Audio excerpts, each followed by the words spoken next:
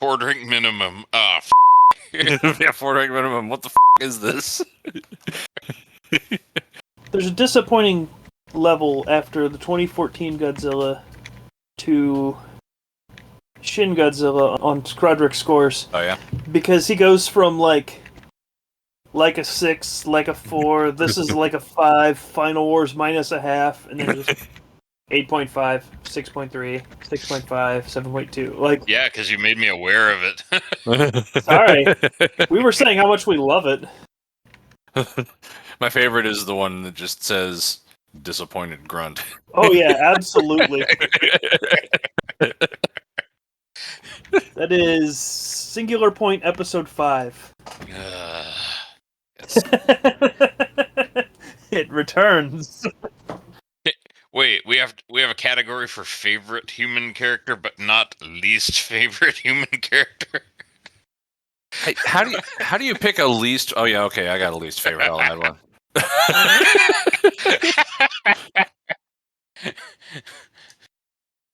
I have a feeling we picked the same scantily clad person. I should probably make my coffee. That seems like a good plan. Dracofunk is, he hasn't called me yet. He might actually. Oh shit! Back in the day on the morning show when they used to like. I remember what they called it. They called the game "Boob Sizes for Prizes." Do you remember that? Yep. Yeah, like they would have women would call in and they would just be like, okay, rub the phone against your bare tits in this pattern and we'll guess your bra size. And that's always what it sounded like. I had kind of blotted that out of my memory.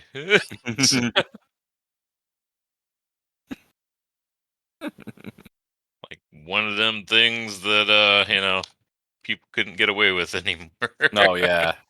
Well, I don't know. See, because I'm always back and forth on that because, at the heart of it, it's just kind of a silly game, and it's not like I don't really as I recall they made a point of part of the bit was that they took it excessively seriously, oh gee, I hear it sounds like it's taken a while to get from this side to that side, so whatever, and I don't know, it doesn't sound like it's taken a D cup amount of time, and they were never like, oh, that sounds like some jugs that I want to shove my dick in betwixt them and that sort of shit.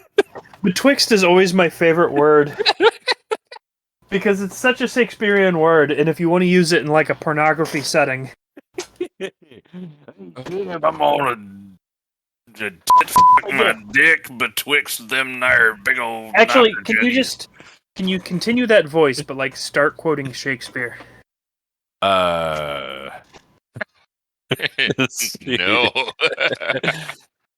Whether 'tis nobler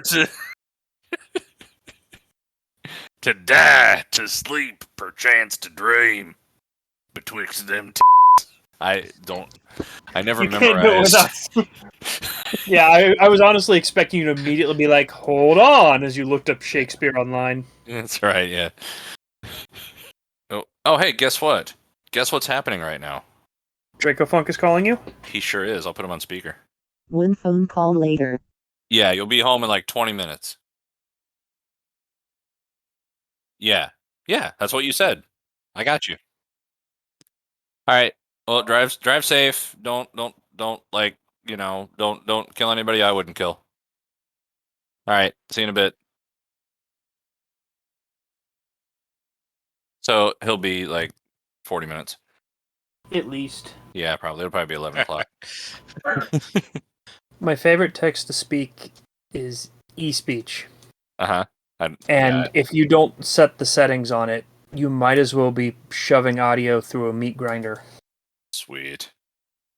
So, that's the one I had set up a long time ago. So, if my phone received specific notifications or something, it would save that as an MP3 and then send it to me in audio files, thinking that I would be up to date with my audio as it's coming in. And It took me like a month of listening to it to actually start understanding what it was saying. Also, it's like moving to the south. Yeah. Yeah, it's like moving to the robot south. Yeah.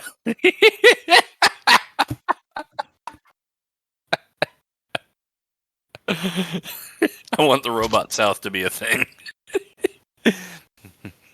The robot south tried to ally with Turkeylees during the Civil War. The robot Civil War. Instead of like using line numbers in BASIC, you just put it y'all at the beginning of every line. Go to y'all. Yeah. Y'all print hello world. Y'all go to y'all. Y'all print hello world. Y'all go to y'all. How's it gonna know? It knows. Oh, thank God. Oh, thank Oh, God. thank God. No, I got home. Don't thank God. Whatever you do, don't thank God.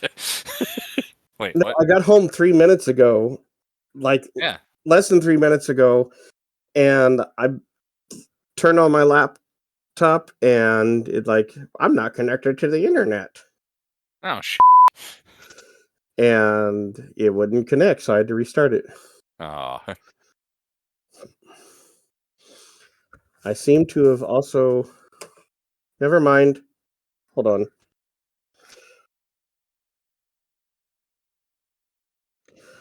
I also lost my mouse, but I found it. Oh, that's fine.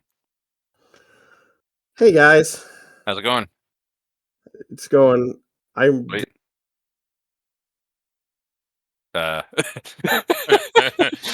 He's not connected to the internet. He's not connected to the internet. Hello. Hey there. Hello. Hi. You're like, hey guys, it's going good. And then Damn it. No. So I smell like I just did a gig. that's fair. What is that? Because it's hot and I sweat a lot when I'm playing. So you smell like you just did a gig, maybe because you just did a gig? Yeah, but this is also a gig shirt, so no matter how many times you wash it, after you sweat a little bit into it, it kind of doesn't quite go away. Would you say that you've got a case of the Dracofunk? Yeah. Yeah. Nice. Yeah. Been sitting on that one for like 12 years.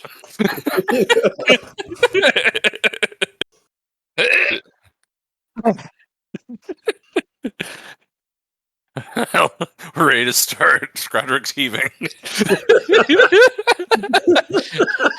When am I not? just means everything is, Everything is as it should. Oh no, I need to actually get a fresh drink. Oh, okay. Did you just heave into your old drink? Yeah, that's why I need another one, man. Times were tough, Yeah, right. so I sold my soul. And I don't think I'll ever regain control. Devil looked me in the eye, now I look the other way. What else could I do? I just stared at the doorway, knew I'd rather be drunk with you. Hey Internet! Highway 47 has reached an end. And that end is the ass end of the 4-drink minimum Godzilla series. And we're summing it up tonight in a podcast. I'm Shaggy B, and with me is Dracofunk. Hey, I thought Scrodrick was going to poop. Well, that's... No. I'm holding it for Yeah. reasons. Because it's okay. a podcast, time has no meaning here. It's like the Nexus. And so, the people listening will never know when he goes to the bathroom. That's how it works. We're not in real time this time. But I'll tell you, Scrodrick knows all about time. Yeah, is it now? Is it later? Or was it yesterday? It always was. Or all of the above. Definitely. Vomit, expound on that point for me. I will yesterday. Sounds good. Well, welcome to our retrospective podcast on the Godzilla franchise, which, as of last week, which was the 20th of August, 2021, we finished after starting recording these literally in March of last year. We managed to finish the entire Godzilla franchise before the end of the COVID-19 pandemic that caused us to start it. Oh crap! I know.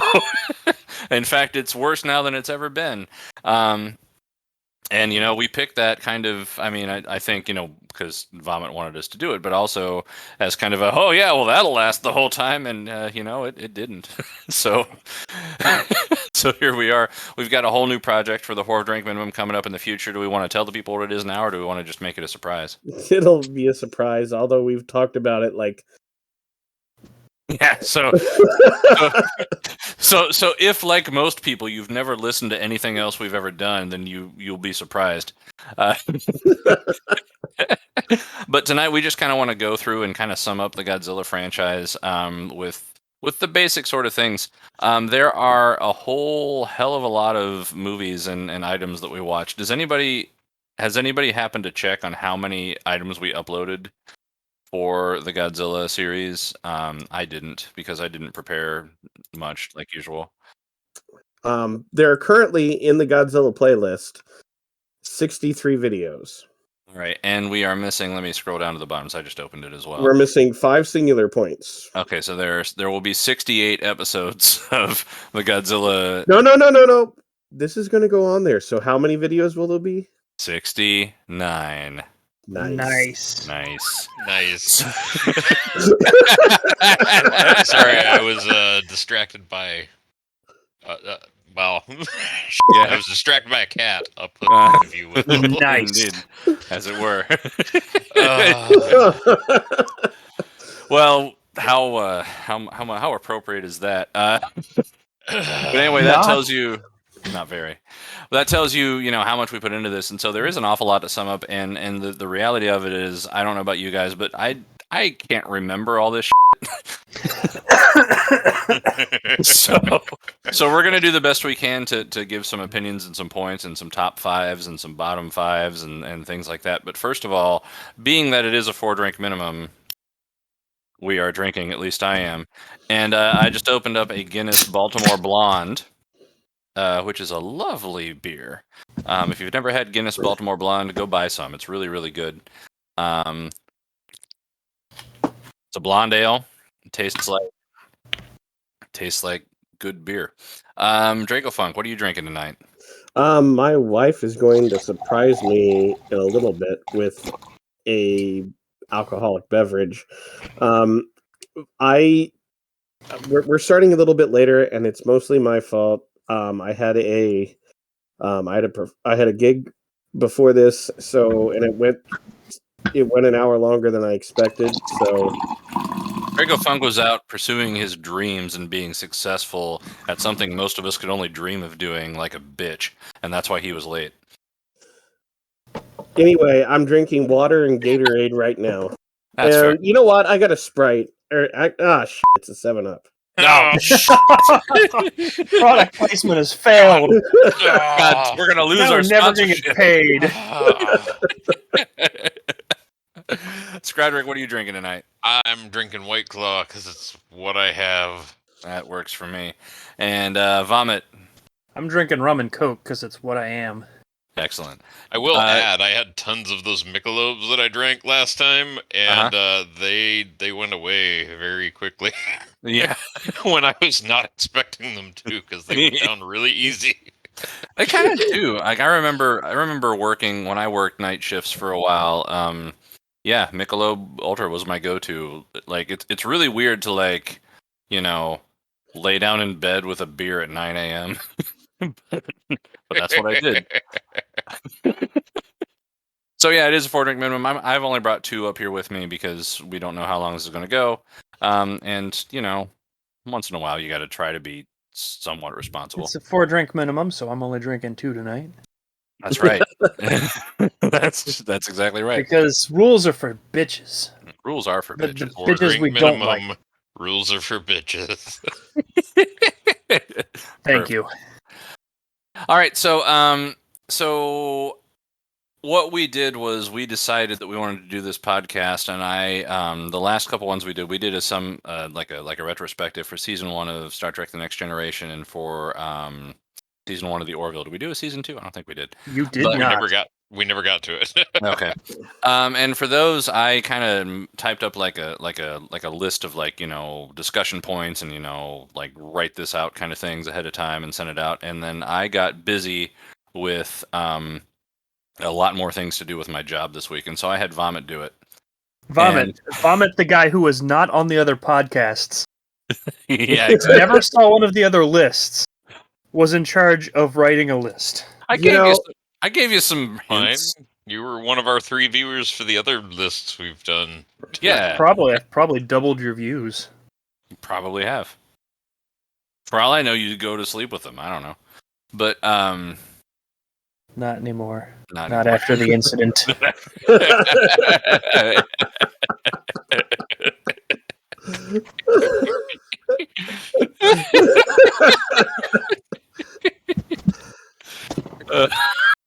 I don't even know.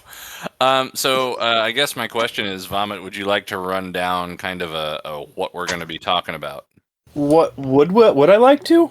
Yeah, would you like to? I mean, you have a choice here. No, I would like to have everyone be surprised at the not original concepts put on this list. Sounds good to me. Well, I'll start then with my top 5 Godzilla films, or should I start with my bottom 5? I think I'll start Let's with. do top 5. Sounds That's always a for good me. place to start, and do our 5s, and then our 4s, and then our 3s, and then our 2s, and then our 1s. All right. So, what is your number 5 Godzilla? Top 5 out of your 5, Shaggy. All right. So, top 5 of 5 out of my 5. Number 5. Drum roll for 5. Yes, very good. I want a little bit. Well, okay. I'm gonna count this as one thing, and this is gonna surprise you guys. Maybe my number 5 is Godzilla Singular Point, the series. Oh, Really?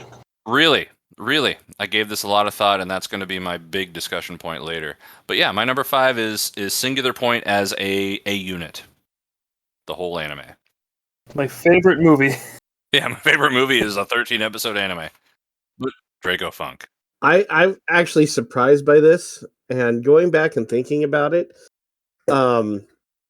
it's Ibara. I'm Interesting. not surprised at all. That's interesting. That's the style of the movies that you always lean to. That is, and there's a reason for that. We'll talk about that later. But Definitely. Vomit, what is your number 5? My number 5? Yes. My number 5. Final Wars. And I'll talk about it now because it doesn't match the other 4 on my list. It is like, as soon as you realize that is a movie you're not supposed to take seriously in the lightest, it is one of the funnest movies in the entire franchise. See, like, I remember the recording session at the time, and how excited very you were. angry. I was Yeah. excited, but I said for weeks in advance, I love that movie. It's Yeah, and yeah, we like I completely see your perspective. It didn't hit me the same way. right. So I'm not too surprised by that. Okay. Scrodrick, what's your number 5? King Kong versus Godzilla. The 1962? Yes. So, just because of eat your broccoli. I'm not even gonna lie. Like, I spent a solid hour back and forth between, is that going to be 5 or am I going to put Singular Point as 5? And I settled on Singular Point, so I was Okay. almost there with you. Well, For exactly the same reason. I own, a decent amount of whatever the finest Kmart in small town Ohio can offer you from when I was a kid, and King Kong versus Godzilla was probably one of the first ones I ever had, and watched a ton, tortured my mother, like, watch this with me, So it's a really it's more of a nostalgia based pick for number 5 because it's very unlike my other ones. So I mean, it's got some good stuff in it. Like, I went back and I was thinking about it and looking at little bits of it, and well, it's we're gonna drug King Kong and use this steel wire that we demonstrate is or stronger than steel wire. Yeah, So it had some things in it. and the fight choreography is like amazingly hilarious in that one. Like we're gonna give Kong a concussion. Yeah, yeah. Like literally, he just face plants into a rock. Like, and So I love it. yeah, the miniatures. Like, yeah, there's a lot in that one to like. I mean, yeah, no, that's and I like was the pagodas they're like knocking over look pretty Yeah. damn good. Like they spent a lot on their miniatures. So yeah. I like I said, I was very close to putting that in my top It five. was. five. I mean, they just got color. It's time to show it off. Mhm. Exactly. With So, the Shaggy- very bad looking Kong suit, but whatever. Exactly. Yeah. Shaggy, what was your number 4? My number 4 was the tried and true, the original Godzilla 56, and I'm saying the American version. I think as a movie, I just kind of enjoy it more than the 54. Not that there isn't, not that 54 isn't a good movie. The unedited Japanese version, I think, I just of the two versions, I like 56 a little better. And not much else to say there. Dracofunk. Godzilla versus Mothra. Godzilla Or versus is it Mothra. Mothra? Is it Mothra versus Godzilla? Well, there's one of each. Oh, I'm assuming you mean Mothra- the old one.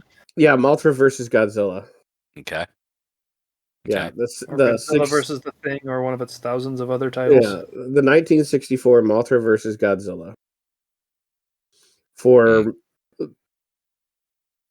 I just remember when I first saw it, heard about because I watched all these on the Sci-Fi Channel, or I think there was another. It might have been like TNT. They would do weeks where they had monster movies, and it was always a different one, and they always had weird different names. But I saw, I'd already seen Mothra, and I'd seen some of the other movies, but I'd never seen Godzilla and Mothra in the same movie, and I was just really excited to see this movie at the time. I was young. I can see that. But it was just like, oh my god, Mothra, Godzilla. And Godzilla. Whoa. It's your Keanu Reeves moment. Yeah. Vomit. Vomit? We're on number 4. Okay. The Return of Godzilla / Godzilla 1985. Because I grouped them together because they're 90% the same movie. Okay. And I think I just appreciated its return to form as Godzilla being this unstoppable force of nature that we can just throw whatever the we can think of at it and he just shrugs it off. Except for that one pothole. So to be clear, you're considering 84 and 85 as you're considering them together. Yeah, because I mean, what difference does Perry Mason make in that movie? None. Exactly. Yeah. He makes a big difference in the first iteration. In the Right, 50s and one, he's in yeah. this. He's in that one to bring homage back to. I mean, realistically, he made the dubbing company take that movie more seriously. So he makes a lot of difference. I spaced on his name because I about called him Steve Martin. Raymond Burr. Raymond Burr makes more difference than the character Steve Martin. The makes. man with 3 names. That's right. You've now used all 3 of them in the same I've run 2 out sentences. of names. Right. Scrodrick, what's your number 4? So for number 4, I picked Godzilla 1985. Yeah. We So have a to continue our consensus. trend, yeah. So that was one that I made my mom rent for me a lot when I was a kid, and it was the first like dark Godzilla movie I had seen, like serious, because before it was a lot of the like 1970s like goofy ones. I mean, So it could be argued that it's basically what it's really is like the third dark Godzilla movie ever. yeah, but it was the first one I had Third? seen, and like it blew my mind as a kid, where I was like, "Holy shit, Godzilla can be f***ing scary!" And I think. I mean, I'd have to say it's the second. Well, I don't really remember Gigantus, to be honest with you. I do, Okay. and we'll say it's the second. Okay. All right. So anyway, sorry, Scrodrick. no, it's okay. But I do remember it was at a time when I was young enough to be like, wait, is that technology that exists with the Super Act? So I was like, what the fuck?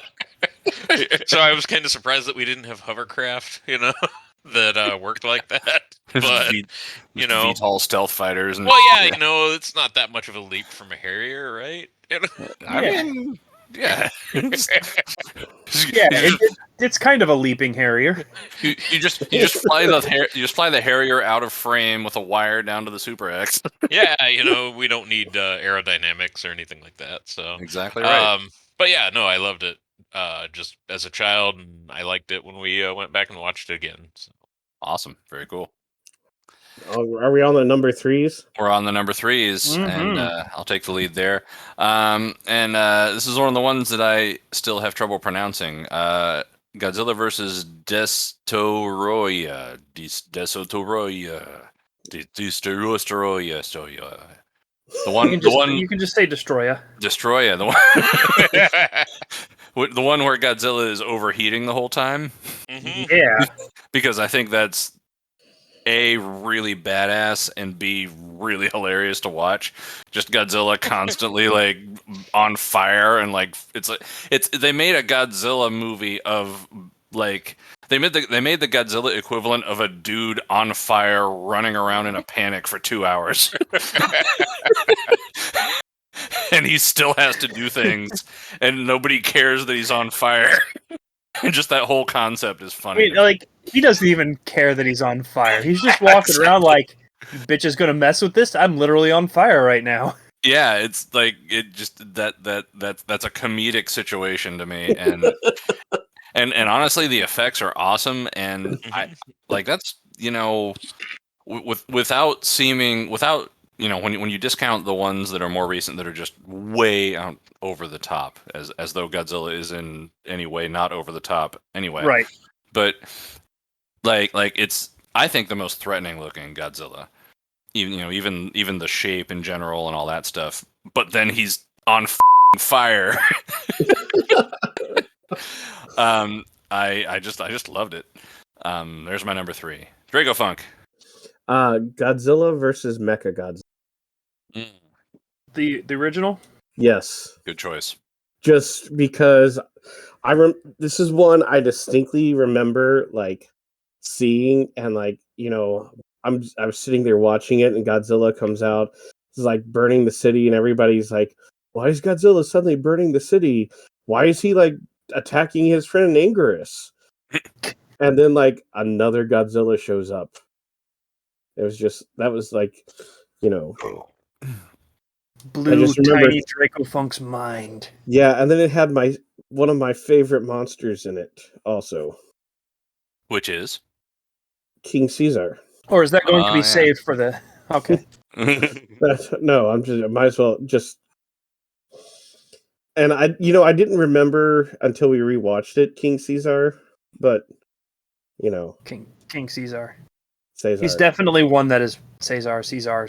I don't know. King Big Dog. You say King Caesar, and he's such a good boy, and it's he's such a good boy sleeping in that rock. Yeah. Vomit, what's your number 3? My number 3? Yes. Godzilla, Mothra, and King Ghidorah, giant monsters all-out attack. Really? I just absolutely love... This is probably going to tell you what my other 2 are. I just love that force of nature Godzilla. Like that, I am tired of all of your I'm going to blow all this up, Godzilla. And the fact that like that entire movie was like, the people he was fighting, the monsters he was fighting had to like throw everything they had at him, and like just died horribly. And it was just like this long shot of an effort by the humans that managed to just take him out. And then even at the end, it's like, well, that didn't actually stop him, but whatever. I just love that pure carnage level Godzilla. Fair enough. Scrodrick. Number 3, Godzilla versus Kong. So to flip my number 5, yeah. So I went into Godzilla vs. Kong with like super low expectations. Yeah. Because I really hated the other 2 MonsterVerse Godzilla movies. Mm-hmm. And they really turned it around. Like, if they would have made the other movies to that level, I would have liked that, I don't know, franchise they're trying to build more. It's this weird franchise within a franchise type thing. Mm-hmm. Which, I mean, I understand it's all corporate ownership, trademark bullshit. Still, like, it had a somewhat coherent plot versus the other two. So, yeah. and they did, I don't know, like, it's sort of bullshit that there wasn't a clear winner, but then again, Kong was gonna die if it hadn't been for the what were those The things Horks. called anyway? The Heaves. The They were called Heave, and I kept calling them the Horks, I think it was. Yeah, so I mean, if that would have been the first movie in the franchise, I would want to see the other two, but we'll see what happens. Well, yeah, and the more I think about it, they did promise, like in all the advertising, like there'll be a clear winner this time. Yeah, I doubted Yeah. that from the moment they said it. Mhm. I really didn't think they'd have the guts either. Well, you can't kill off, one of the big characters like that when you can make more money off them. Yeah. Right. More toys can be made from Kong. Keep him alive. Mm-hmm. Exactly right. So that brings us to number 2. Number 2. All right. Number Well, two. my number 2 is Godzilla versus Kong. We were just talking about, which is why I reserved some comments there. No, it's okay. Yeah, and I agree with everything you said, but also the visual style is really striking to me, and that's something that I tend to latch onto in I want to say recent movies of the past like 20 years, because like we went through this phase of like super over manipulating of the colors on screen, and that just it takes me out of a movie when it's overdone. And like probably that's the first thing that I even think of with all the other MonsterVerse movies is how it just visually they're just so unappealing. Particularly Godzilla 2014, like Ugh. I have no idea what's going on that whole movie. And but Movie they made me turn out the lights in my office so I could see it. right. And I'm not going to say there was no awkward color balance or lighting or anything in Godzilla vs. Kong. There was, particularly anytime there was like an outdoor daylight scene in like a neighborhood with people doing normal everyday life stuff. It looked like shit. But Well, I mean, that part of the movie was anyway. yeah, it was. But yeah, exactly. But like the actual like the reason you went to see the movie, the monster fight, was beautifully done. CG was very good. It was, pretty well seamless. I'm sure if I watched it 12 times, I could find flaws, but but it was engaging. It was clear to see what was going on. I loved the city with the neon lights everywhere. That was just such a cool effect. It felt futuristic in a way that seemed believable. Like it seems like like this is a totally plausible interpretation of what the 2020s might look like from the perspective of 1997 or sometime like that. It's like this is the future I thought I would be in now kind of thing. It really was great. Can I just ask, Sure. cutting off all of the visual praise, Yeah. do you actually remember the plot of that movie? Nope. Okay. Don't care. I mean, I sort of do. I mean, it was the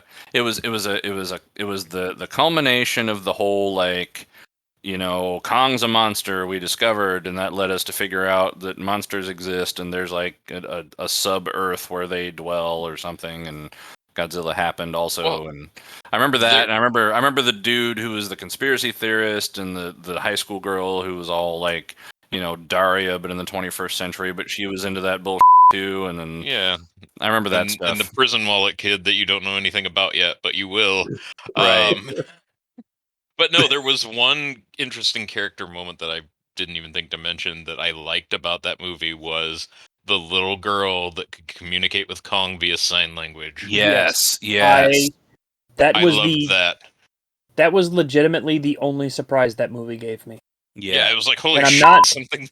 I'm not saying that as a negative of the movie, but like there was even a point in our commentary where I was like, they're gonna fly Kong out, aren't they? Because they were just taking so many beats from the other movies that you could see him coming. Mm-hmm. Yeah.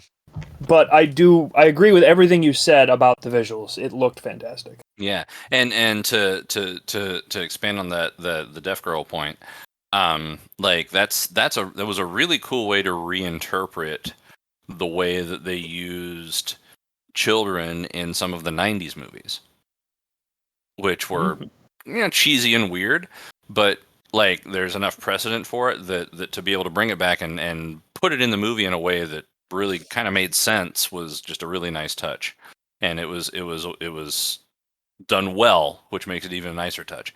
So yeah, I just good movie. Dracofunk number 2. My number 2 is Godzilla 56. Okay, very cool. And honestly, if when I first got into the Godzilla movies, this would not have been even in my top 5. But going back and rewatching them, it's the and we said this, it's the movie that started the franchise. Right. And I really see where it came from.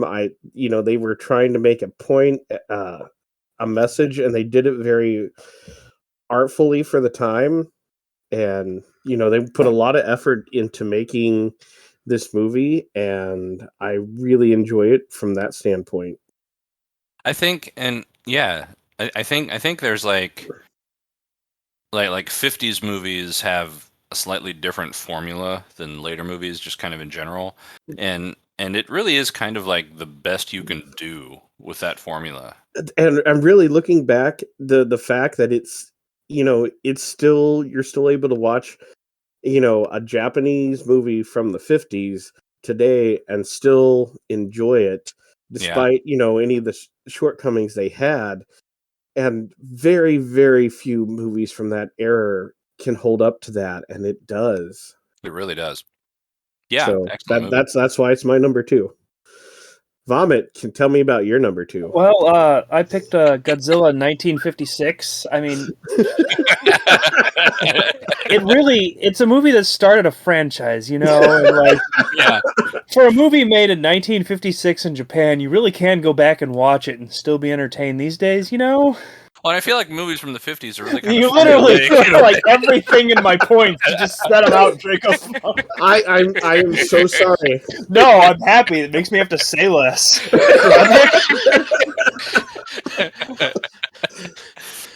All right, Scrodrick, explore your number 2 with us. So I picked Godzilla 1956 because it was a movie that started a franchise.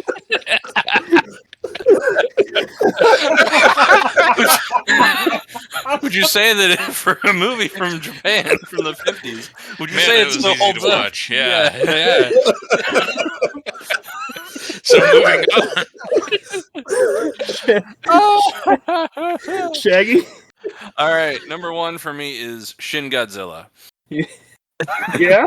Yeah, Shin Godzilla, it does everything right. It is simultaneously silly and scary and impressive and hokey, and like it explores the metaphor that Godzilla started out being about, with the whole like it's our fault that this is happening, and we're both able to stop it through our ingenuity, but also too wrapped up in our own bullshit to really stop it for good. It explores all that stuff.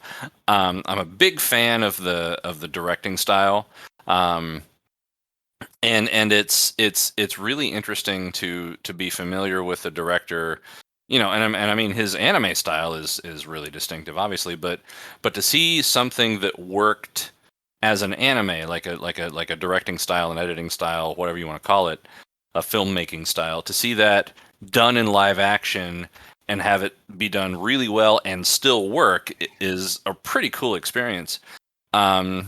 Just overall, it's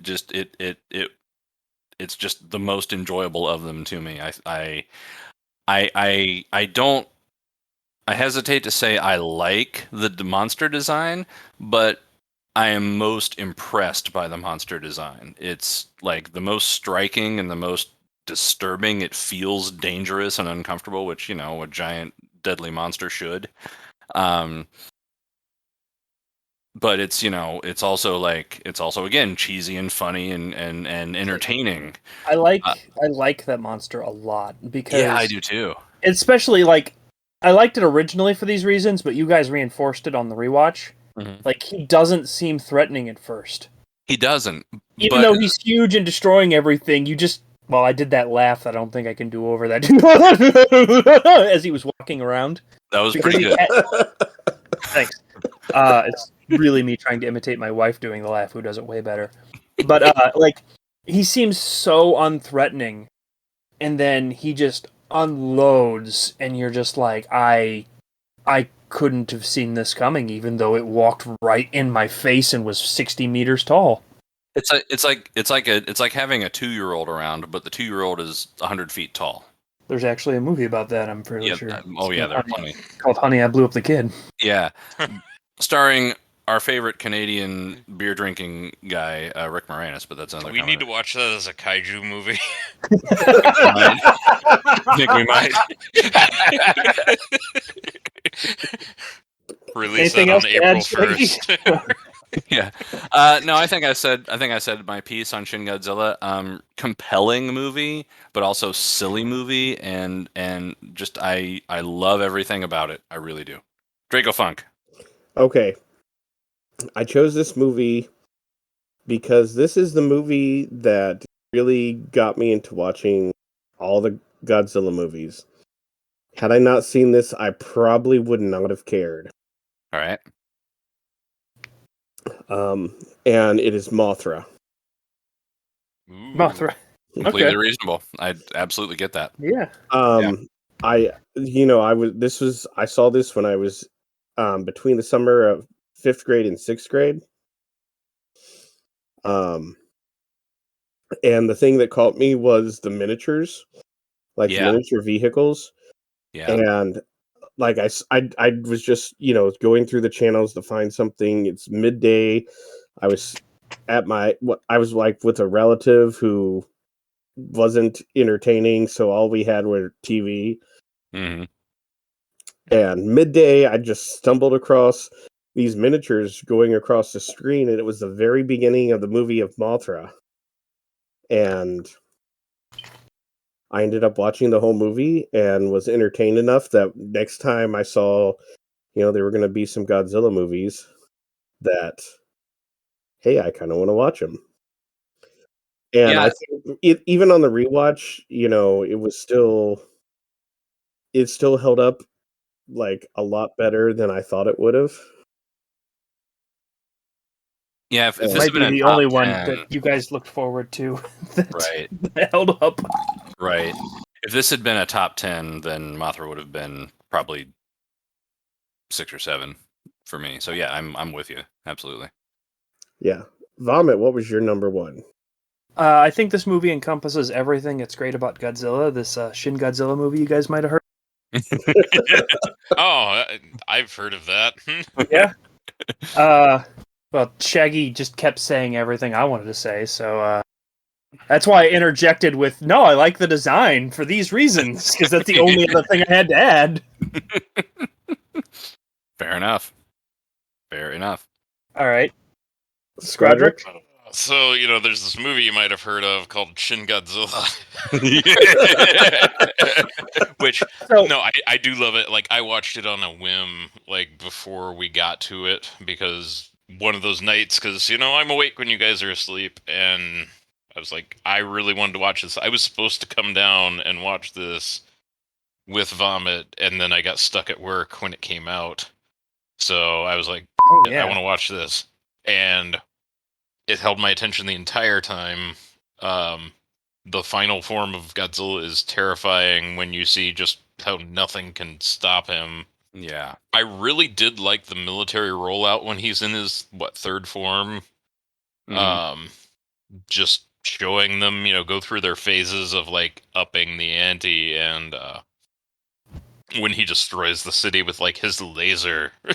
Yeah. Which Disco Inferno realized. I'm not even mad that it's not just traditional fire breath, that it's something different, but Well, yeah, and it's like that movie is it's a reinterpretation, and it's like it's different enough like it's exactly in that butter zone between different enough that you don't need it to be, aligned exactly with what came before it, but also not so different that it's no longer Godzilla. Yeah. It's So yeah. before we get too much further, I'm sending this screenshot that I took of my phone as Shaggy was talking about his favorite movie, and I was writing them on there. Uh-huh. Uh-huh. I had already marked in mine and Scrodrick's favorite movie. Yeah, I was wondering how you sent, like, the message you sent with all those in there came before he actually said Shin Godzilla out loud. He got out the word shh. He got out shh, and I was like, oh, send. Yeah. The only person I wasn't completely sure of was Dracofunk, and I was tempted to record. Well, thanks, microphone, for cutting out my line. Hey. So I was tempted to write down probably maybe Shin Godzilla on Dracofunk and send it right then. So I was like, I gotta wait. Until Scrodrick gets out the SH sound. Yep. No, but I did love the failings of bureaucracy that made Godzilla worse than he had to be. Yeah. And that just keeps coming more into focus, like with with what's been happening in the world since we started this project. Shin Godzilla is more relevant now than it was in 2016, and that feels awkward. It really is. If it would have had a top 10, it would have been in my top 10. Yeah. I'm just going to assume it's your number 0. And then I guess my final point for that is I'm looking at the Wikipedia pages for Shin Godzilla, and then for counterpoint, the 2014 Gareth Edwards American Godzilla. Yeah. Budget for Shin Godzilla was $15 million. Godzilla 2014, $160 million. Yeah. The only thing that had me excited was I wanted to see those two Godzillas fight. Because the 2014 Godzilla was built like a linebacker. Like that guy you're supposed to root for because he's out there taking all the damage for you. And then Shin Godzilla is built like the thing you don't want to meet anywhere. Yeah, I was going to say in a dark alley, but you could be a sunlit alley and that thing could walk up and I'd be like, nope, no thank you, I'm out. He's the guy that they let live under the bleachers because him being there scares the high school kids from sneaking under there to during the baseball or the football game. That's a weirdly specific category. Why don't we move on to bottom 5 so I don't have to think about that? What is your fifth bottom 5? Bottom 5th. Yeah. Bottom 5th. What's the bottom 5th of my my liquor cabinet of Godzilla? My number 5 worst Godzilla film is Godzilla 2014. And I'll just sum it up with the sentence that I typed in parentheses after I typed that title, which is I couldn't see what the was happening ever. I don't know what happened in that movie because I couldn't see it. I couldn't I don't remember a damn thing because it might as well have been on the radio. I couldn't see anything happening. I can tell you, as someone who did take the time to make sure he saw that movie, you didn't miss anything. Right. Well, and I mean, I've tried watching on different screens. I've tried watching guided reviews of it with clips, and I can't see it. And I've done everything short of completely ruin the brightness and contrast settings on my monitors because I'm not going to do that. Because I'm particular about Didn't that. Didn't they re-release another cut that has better they made it so you can see it more? Maybe I don't know, but I mean, not the version we got. Yeah, and I mean, if you got to do that, then your movie sucks. Mm-hmm. It just I can't. No, thank you. Dracofunk.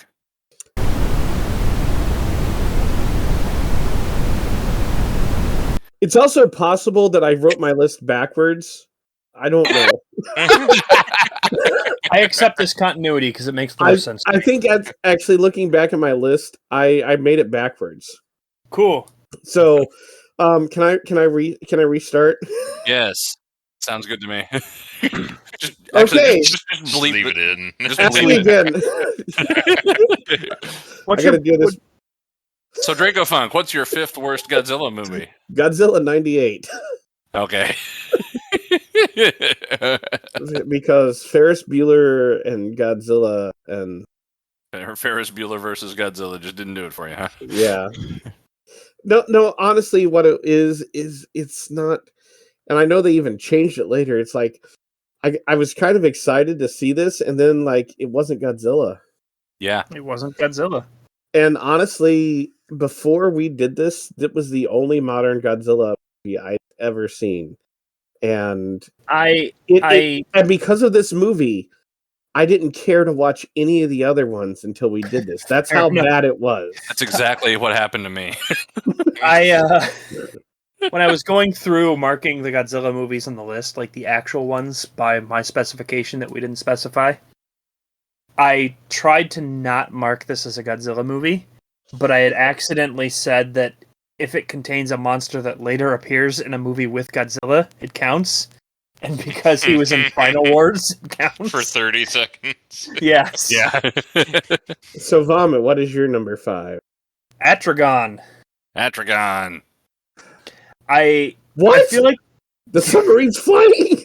yes, I was gonna say, I think the movie could be summed up by the submarine's extended launch sequence around the destruction of that whole sub bay. And just the submarine comes out into the water and then immediately flies out of the water like there was no point of it even going underwater to begin with. My actual favorite part about that scene is the fact that Shaggy was in the bathroom for the entire thing and he came back to like what happened and I was just like, dude, some shit down. Not gonna lie, I thought that I thought that was in King Kong Escapes. I thought that was in a different movie.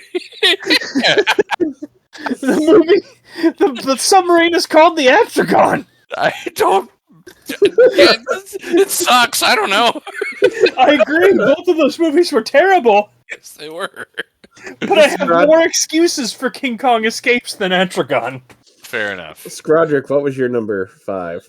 Godzilla King of the Monsters. Yep. Much like the modern one. The modern one, the MonsterVerse one, because much like Godzilla 2014, not that I couldn't see it, but I couldn't tell what the was going on. And then, like, the thing that you come to see, the monster fight, there was hardly any of that. Yeah. Well, you'll have to come back for the next one. No, and it's like, you know, if you have a small case and you have Mothra in a movie, and the small case does not contain 2 women, you're doing it wrong. You have failed. Yeah. Well, can we take a moment to discuss Mothra's stinger?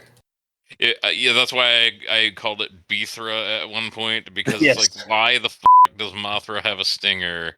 Because you can't have just Mothra, because... Beethra. Oh, God. Yeah. Beethra sounds like something you don't want to hear a doctor talking about. Yeah. Could also be something you eat for lunch. Watch out with your Beethra. You've ruptured your Beethra. Oh, God. So what was your number 4? My number 4 is Godzilla 1998. I fucking hate Matthew Broderick in everything except the producers and Ferris Bueller. And I'm sure he's a great guy, but I just don't like him as an actor. Also, the rest of the movie sucks donkey balls. It's way too long. It's stupid. Can I just say, I think Matthew Broderick was the best part of that movie. And, yeah, I know. That's while we're on the, can I just say that 1998 did not appear on my list because I felt like it was low-hanging fruit to hate it. Yeah, it just, I mean, and I had the same experience that Dracofunk did, where I was a teenager, and I was at prime excitement for a new giant monster smashing everything movie age, and I was into this, and I went and saw it, and it was just so dumb, and like I tried to like it.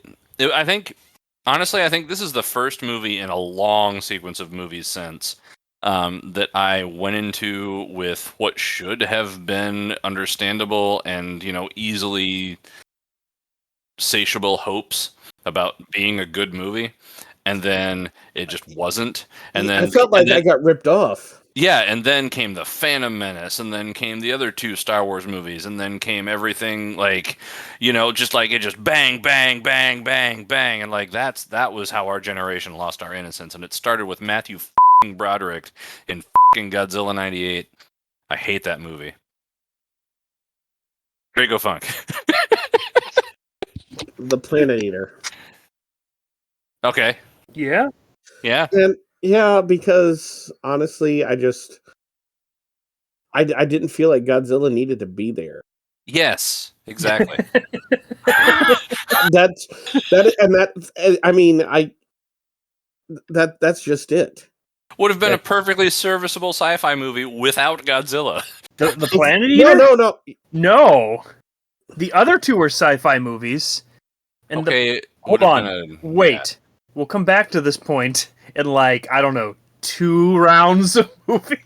Okay, fair enough. So, all right. Vomit, Go what's on. your number? What's your number 4? My number 4 is The Rebirth of Mothra 2. Okay. The rebirthing.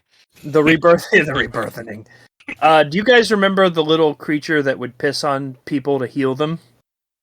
Oh God. No. I might not have been there for that one. You were not here for this one, Scrodrick, and I am thankful that somebody didn't have to suffer through this. Do you guys remember the Aztec temple and the water thing they went to? Yeah, I had repressed it, but yeah. Yeah. I remember, yeah. I cannot for the life of me remember why they went to that Aztec temple in the middle of the water, but it was there. And then, do you guys remember the Mothra submarine? No. God, no. Like a branded for children Mothra No, submarine? Mothra was just he just changed, because it's he in these movies, he just changed form and went underwater. Big thing. She's like, I think the only positive about this movie was not the actual movie, but was Dracofunk's comment on the Starfish of David. You gotta go to the back of the statue for that one. Yeah, the Starfish of David comment is the only thing positive I can remember about this movie, other than laughing about the fact that the thing would piss on people and heal them. And the thing about those Rebirth of Mothra movies is they're very obviously kids movies, right? Most of the main characters are either children or they're characters lifted from the Power Rangers. So, and I'm not saying Sentai. I'm saying fucking American ass. No, we made a comments about Bulk and Skull in that one. I don't. Yeah. Well, and Rita Repulsa was in all 3 of them. Yeah. and then they made a character. Rita Repulsa was related from Sentai, so that's not a good reason. And then they put damn R. Kelly in the movie to piss on everybody. I had purposely not remembered that, and now I do. Sorry. That's okay. Well, now that I know that's not on your list because it was sub your list. Yeah. Scrodrick, make us think of something else. Oh, once childhood favorite of mine has fallen so far. Godzilla vs. Megalon. I was looking forward to that so much. I had no idea how terrible it was. Because the last time I had saw it when I was maybe, 12? Mm-hmm.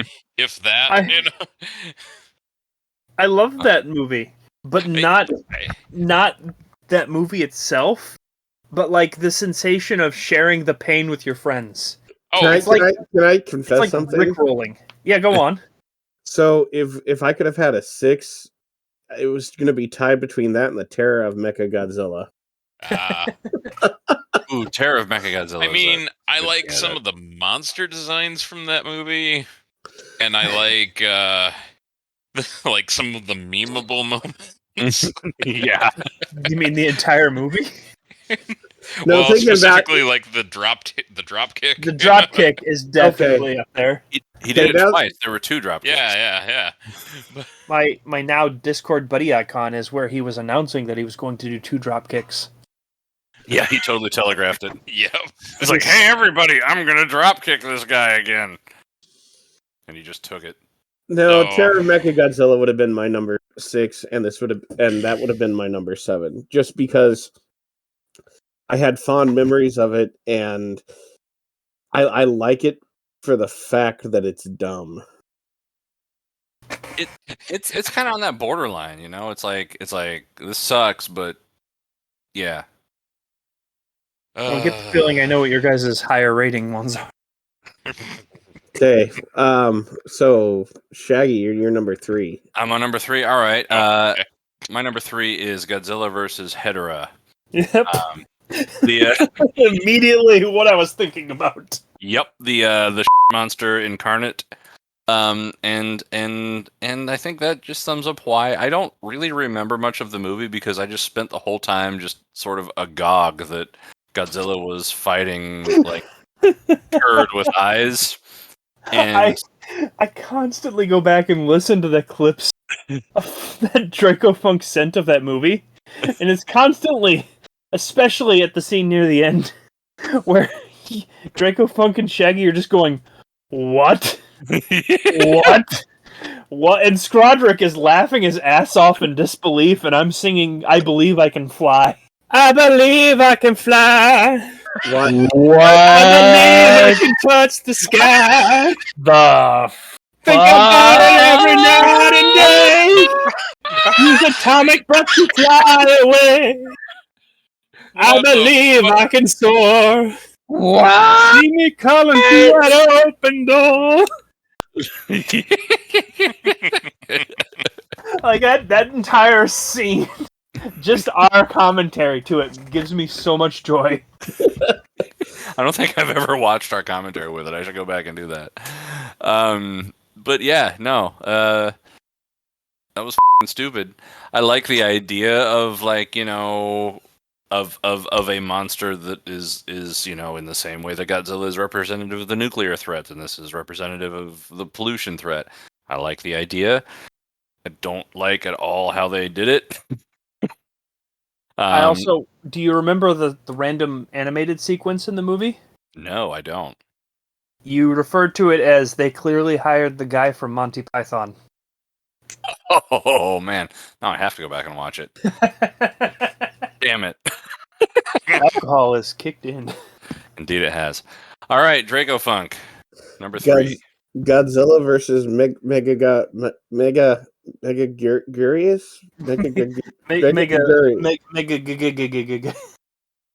And it's just, I don't even remember much about this movie other than I hated it. And I just remember thinking, God, I really hate this. And I can't remember anything else. Like, if you showed me a picture of 5 random monsters, I wouldn't be able to tell you which one was Megagigagus.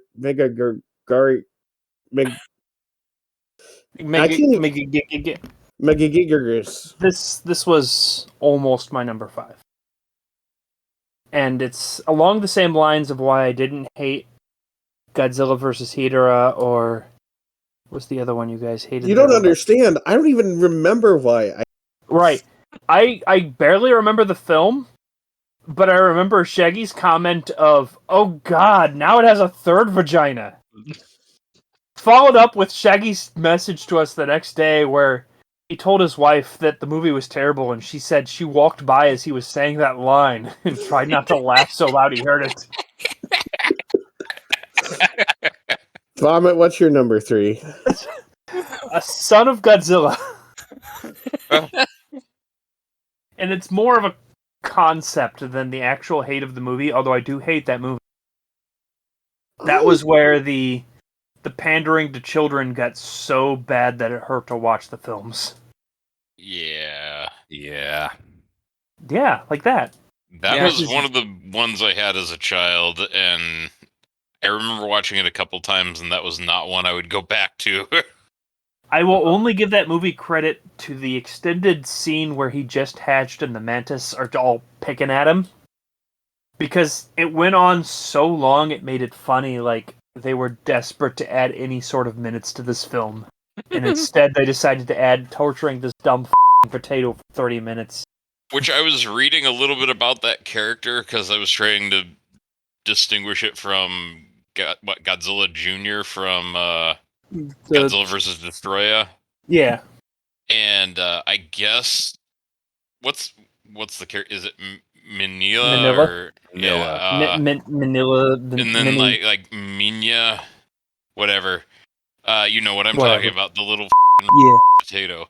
I Yeah. guess appears in some other property at Oh, some wow. point. Oh God. Yeah, Wow. yeah, and it's like more evil and more powerful, and actually gets killed. Thank Mhm. God, Zilla. All right, so Scrodrick, you're on number 3. Godzilla 2014 for mostly the same points you made. Can't see, nonsensical plot, just unenjoyable characters.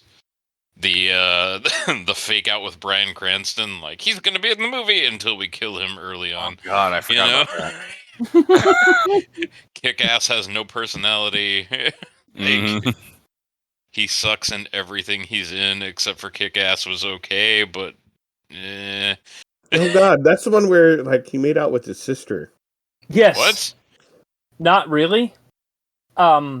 He was opposite. His wife was Elizabeth Olsen, Yeah, so he kept making jokes about Avengers. yeah, and who's inbreeding. his sister in one of the Avengers movies. The so, very yeah. next, like that came out like less than a month later. Ugh. Wow. Yeah, that's awful timing, but yeah. Yes. So yeah, just nonsensical. Can't see it because they don't have people that know how to edit or level or whatever. I Yeah, just, and I'd I- just seen that Avengers movie. maybe it looks good in 4K or some bullshit like that I'm not going to pay money for. I have the Blu-ray and I haven't bothered to put it in. You have to There buy you go. the special visible edition. Right, yeah. Special visible. The retina bleacher, yeah. Uh, Well, I guess I'm on to number 2. Shaggy. All right. Yeah. My number 2 worst movie is Godzilla's Revenge. Not to be confused with Montezuma's Revenge, although it is easy to confuse the two. Really? Yeah. I'm going to be honest with you. I don't really remember why I put it there, but it must have been a good reason. Really? You hate another movie worse? I do hate another movie worse than Godzilla's Revenge. I'll tell you why I put it there now. Actually, is because I was looking at our rankings list to kind of help me remember what I thought of things, and I saw a very low number there. Yeah. And so I did some cursory research on what it was, and I went, "Oh God, that's right!" And then I typed it in, and I have since repressed the memory. You have a superpower, my friend. I You think have I so do. far repressed 2 memories. Yeah, once in a while. I mean, I think it's all the practice I have with PTSD. You know, Man, I just use alcohol to forget. I mean that may have also happened. I don't really remember. Speaking of which, 4-drink minimum. That's right. Or rules. yeah. I think I'm already on my 3rd drink most of the way through it. Oh, I finished both of mine. My wife Mostly- brought me a beer. Oh, good, Cool. good. You wanna add anything to Godzilla's Revenge? No, I want to take away from it. In fact, so Dracofunk number 2, Rebirth of Mothra. The first one? first one. Yeah. But Isn't that- here's why. Because, I was I like Mothra. And Right. You've made that very clear. and I hated this. And honestly, I hated Rebirth of Mothra too. Probably more, and I probably should have put that on here, but I suppressed, the until you started talking, I suppressed the submarine, the pissing, R. Kelly, Bulk and Skull. And you brought it all back to me, so So us, right? Yeah. I I exist mean- only to remind you of your pain. I was so upset with the Rita Repulsa flying through the house, and that killed all these movies that I'd been looking forward to. And Rebirth of Mothra 3 with the Cauliflower Hell was kind of a little bit more entertaining. But I don't think that movie was entertaining. I think we had learned that they were and looking forward to making fun of it. I think Yeah, so. this is the one that dashed my hopes. So that's why it's number reasonable. 4. That's Or right. number 2. Number 2. Yeah, It's come definitely through. number 2. in your heart. It's such, Vomit, it's such what a, did you... all right, Vomit. The Planet Eater. Because I felt like, even though I hate on one level or another the entire CGI trilogy, the Planet Eater didn't even try to be a CGI movie. Didn't even try to be a sci-fi movie anymore. Like, it just chucked everything built in the other two and took the androgynous gay cult sex fiend. What did we call him? The androgynous sex cult. The androgynous sex cult guy. And just like, let's rip out his eyeball, stick a stone in his eye, and make him summon something that looks like tapeworms of the stars. While Godzilla stands wanna in finish. one place for 2.5 hours. Hey, he walked down that mountain. Okay. Mind you, Pardon. that mountain was smaller than him, but he walked down it. He stood in one place for half an hour, then walked for 30 1 seconds. 1 minute max. Yeah, and then stood in that place for 2 hours. While the tapeworms of the stars bit him. Yes. Okay, you know what? You know what didn't happen that I'm pissed at? Anything? I mean, I expected, oh good, we're going to get to see Godzilla versus Ghidorah again. You know the big reveal at the end of the second movie? It was Ghidorah. Ghidorah. Yeah. And all we got were tapeworms. Tapeworms. I expected somebody to eat a planet. You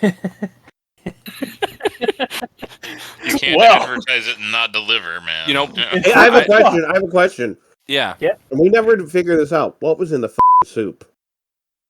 There was no soup. It was all a dream. Yeah. Oh no, Damn it. wait, there was a soup. Oh, That's right. They drank the soup. I guess I'm the one that blocked things out this time. Well, see, No, I seriously. thought it was one of the naked tribal twin tattoo girls. No, that was the dream. Yeah, because she But showed up then- later and Yeah, was pregnant. right. Maybe. Or, I don't. No, or- I'm fairly sure that the one that he wasn't into was the one that he got pregnant. Also, I want to keep being vague because Scrodrick didn't watch this movie.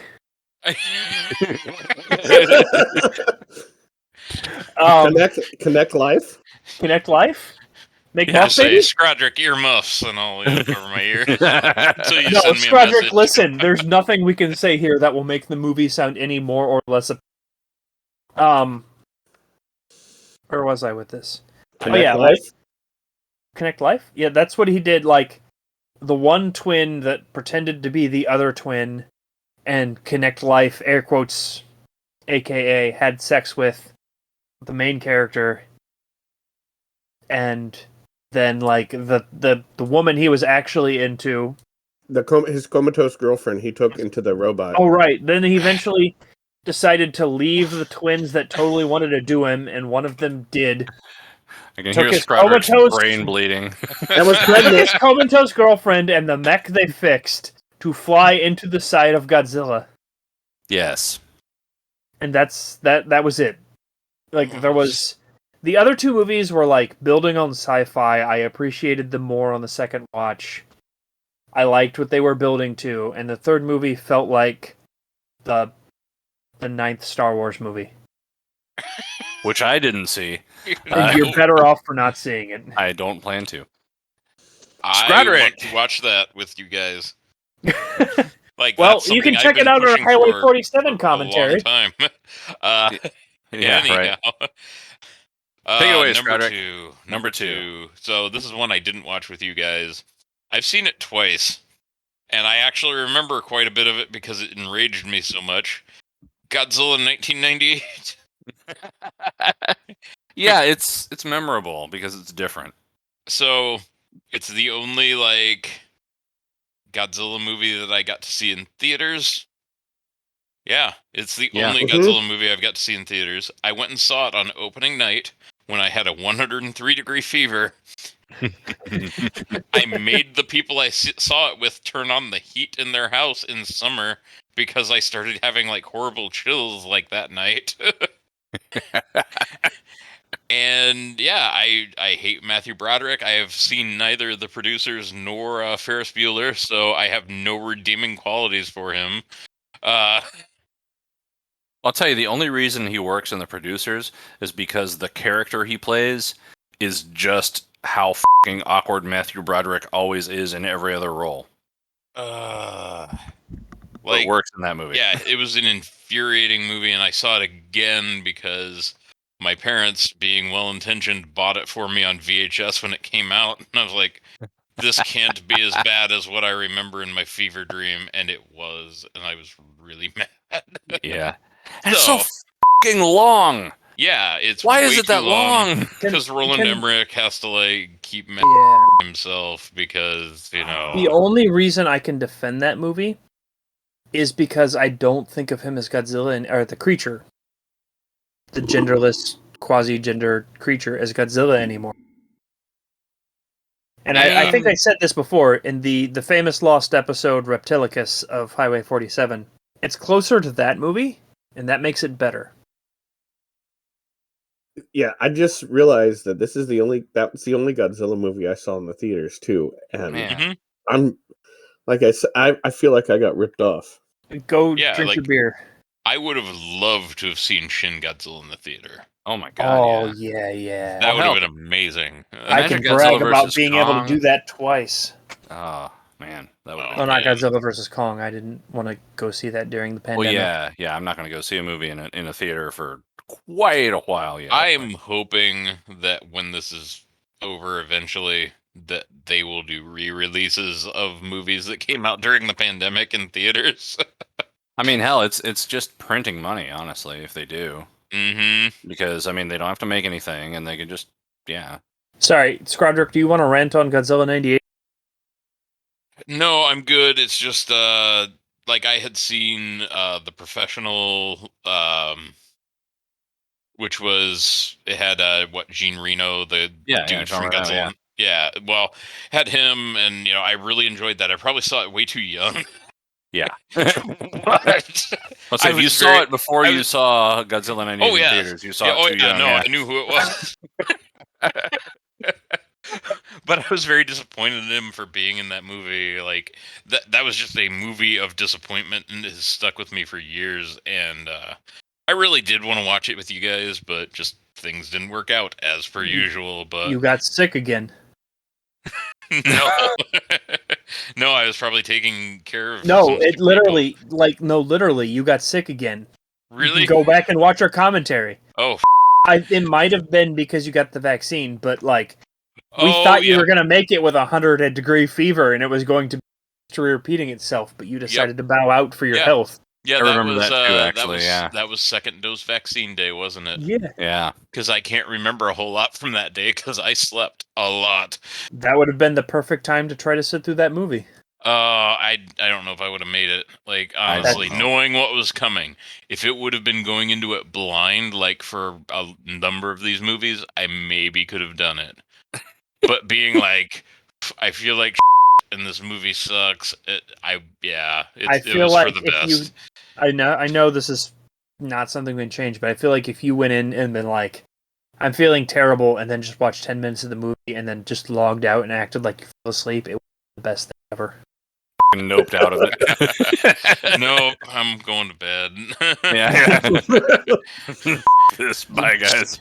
Shaggy, what is the bottom of your list? Well, this shouldn't surprise you, even though you'll disagree, but it's Godzilla Final Wars. I just fucking hated it. I just fucking hated it. Like it's everything about the turn of the millennium era pop culture that pisses me off and pissed me off then. And and we're probably living in that right now, just in the progression of time. Like we're probably living in the time when the things that were going on then seem stupider than they're going to seem in 10 years. Because 10 years from now it's going to be retro and it's going to be cool again because that's how things work. But I've been wondering this in my head if my opinion is going to change in the future. I don't know, but I almost couldn't make it through this movie. It was just so cringe. Like, and just I hate it. I think you hate it for all the reasons I like it. Yeah, and that's probably exactly true.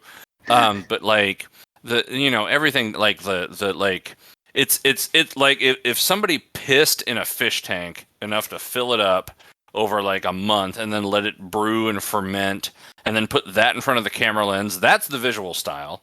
And then like they use the like ass horrible techno music all the time for the soundtrack. It's like I don't like a soundtrack from like an.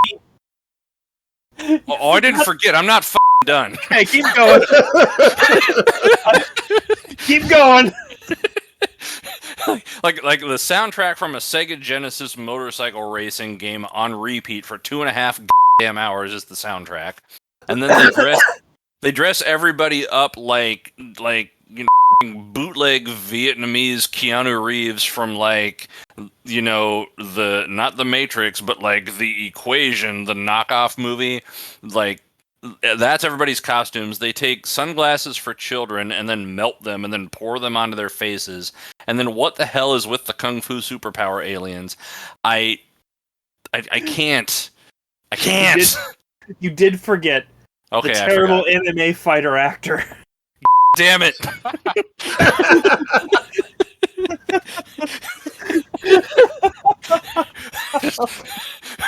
Just distill everything I hate about 1997 through 2005, and that's the movie. Like in a movie that came out in 2007. Yeah, Shaggy B hates this. The movie. There it is. Can I tell you, because of all of this, I was looking at my list, and here's how I justified everything on there.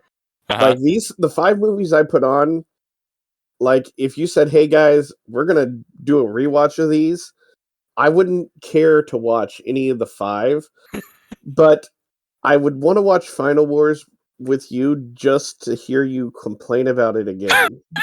I mean, I'm willing. Join us next week for Highway 47 presents Final Wars again. Yes, the Final Wars. Or another. I wouldn't mind watching it with somebody else just to show them how bad it was. By the way, my rating for this movie out of 10 was F. And I don't think the F was for like the letter grade F. No, I think it was for something else. I think so. My rating for Godzilla Final Wars, and I was looking at the other ones. I think all of the other in my top 5 were below 2. Like I had 0 point something, and then a couple of 1 point somethings. My rating for Final Wars was negative 9,000. I hate that movie. Dracofunk, your number 1 worst Godzilla movie. Godzilla's Revenge. Okay. Just because I generally like all the movies from this except this one.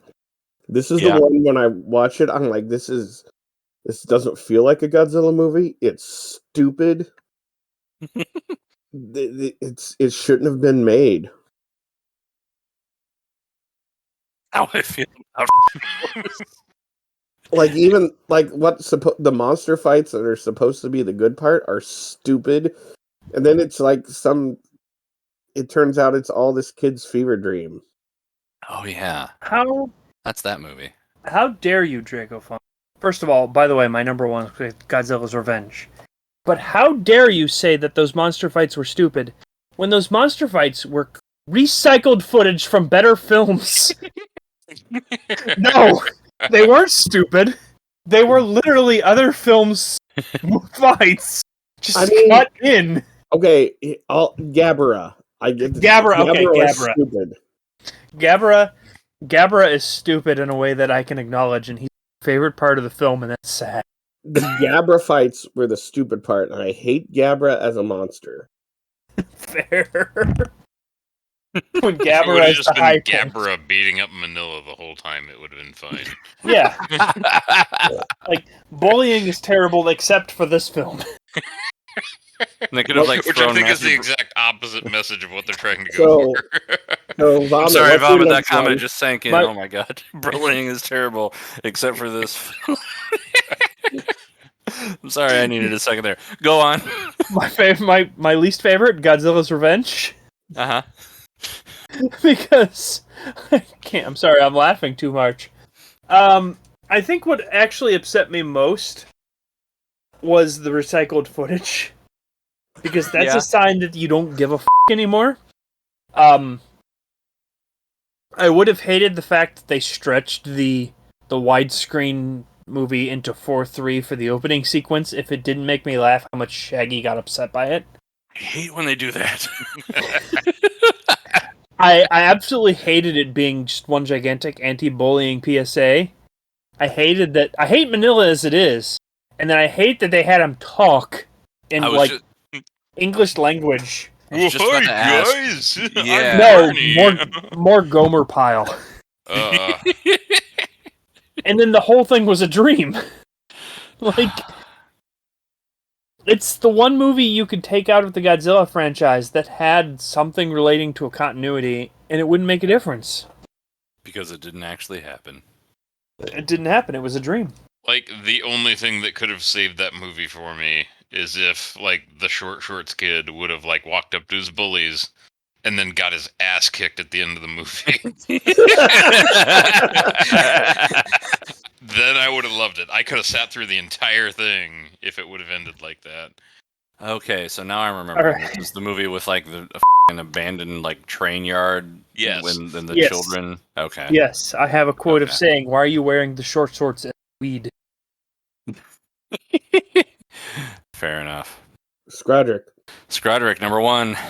Godzilla's Revenge.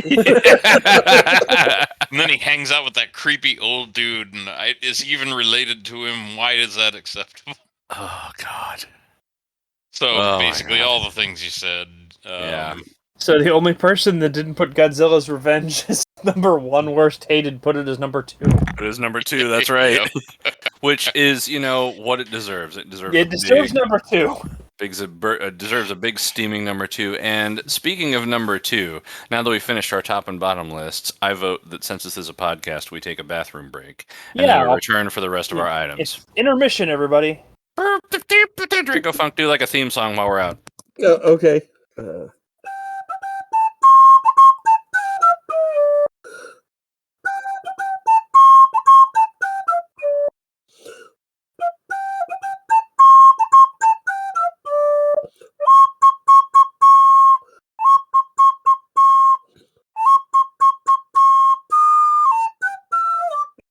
It is really difficult to delude you into a bottle to flute music. Yeah.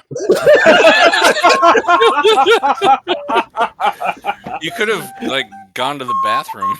Well, I had to grab some toilet paper to clean up the mess. You literally should have gone to a toilet. You took a break so that you could do that. We're at a podcast now. You can pause at any moment you need to. Yeah, you could have been like, hang on, dudes. Yeah, there's not even a movie to keep in sync. No. Son of a bitch. That's why we were saying that earlier.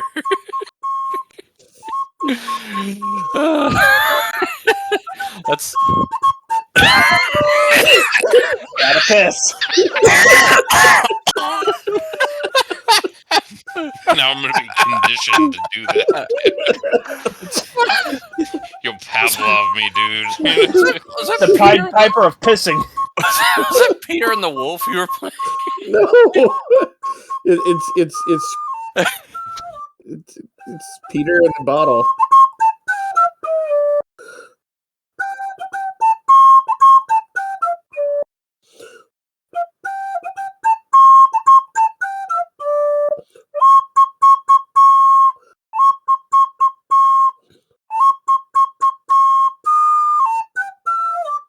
Well, that's a way better intro for the second half than I would have come up with, so let's just fucking jump in. Oh. The 4 drink minimum continues. I went and got 2 more because we're going to need them. I need Okay. to stop. So the next... I mixed this one too strong. Our next fair. The next one on our list is the most forgettable Godzilla film. Scrodrick, why don't you go first? That Which one sounds was good. it? Because I was blowing my nose. Because sinus drainage. The most forgettable Godzilla film. Son of Godzilla. Really? Well, because once again, this is one of those that I didn't watch with you guys. I think. Fair enough. But I watched it a lot as a kid, but I can't remember it other than smoke rings and spider penetrating someone. Other than that's it. I've seen a hentai like that before. Yeah. No smoke rings in the hentai, so okay. Oh, my bad. Well, I mean, at least the ones I've seen. Yeah, right. The and then awkward silence really set your... It's like, stopped there and then moved on. I had to think about it. It's been a while, he had to consult the archive, No, it takes longer than that to open the archive these days. It's not on an SSD. It takes a while. You're right. I was going to say insert some crickets in there for a while. Okay. Shaggy, what's your most forgettable? Yeah, I was going to say this is going to be a quick category because we forgot it. My most forgettable Godzilla film is Godzilla vs. Megagigaruss. Really? Yeah, I don't remember a single thing about that movie at all. I not. I went to Wikizilla, which special thanks to Wikizilla for helping me remember enough of these other movies to actually prepare my list. Added special thanks to Wikizilla for getting me this entire Godzilla franchise that we've watched. Like, I'm always referencing it. Right. I went there and I read the plot summary, and even after literally reading the plot, I don't remember watching it. I don't remember anything that happened at all. Like, I got nothing. So if I may interject, sure. My most forgettable movie is Godzilla vs. Megaguirus. Mm-hmm. Yeah. I can't remember anything other than Shaggy's third vagina comment. Well, there we go. So, Dracofunk. Okay, the only reason I didn't put Godzilla vs. Megaguirus is I remembered hating it. I remembered hating it so much, that's why it was on my other list. Other than that, I don't remember anything other about it. So I put Godzilla 2000 because I don't remember anything about Godzilla 2000. That was a close second for me. I know I have more memories of Godzilla 2000 because I remember holding a copy of the DVD in my hand in a Walmart once. And I never did that with Godzilla vs. Megagigaruss. So technically, I remember more of Godzilla 2000. What happened? Can somebody vomit? What happened in Godzilla 2000? Before I actually say, Godzilla 2000 is to me like a lot of the ones that favorite. Hey, thanks for ruining my thing, Mike. Okay. Godzilla 2000 is to me like a lot of your favorites are. Mm-hmm. It was actually like the first Godzilla film, proper Godzilla film that I actually saw, thanks to Scrodrick, at a New Year's Eve party. And while I can barely remember the film, I know that it involves an alien that is trying to take over Earth and ends up copying Godzilla's DNA to try to make himself into that. And the fight ends with him half-voring Godzilla, which is a phrase I never want to say again, but I will anyway. And Godzilla just atomic breaths him from the inside out. Oh God, that sounds awesome. I don't remember it at all. I don't remember that. Is that the one with the silver saucer thing that suddenly somehow gets legs and a head? And yeah, it has body? The side cannon thing. Oh, yeah. That's that one? It's that one. Yeah. You know what? Even vaguely remembering that, I don't remember what you're telling me. What's even funnier is mine was Godzilla vs. Megagigaruss, and I forgot until I was thinking about Godzilla 2000 that Scrodrick gave me Godzilla vs. Megagigaruss on VHS. Oh, that must be one of the ones we found at the thrift store. That was one of the two. Yeah, that was one of the two. We didn't watch the other one.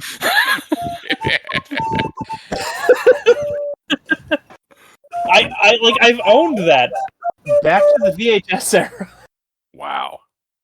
I like that the recorder overrant. It's perfect. I've owned that since the VHS era, and I forgot that I owned it.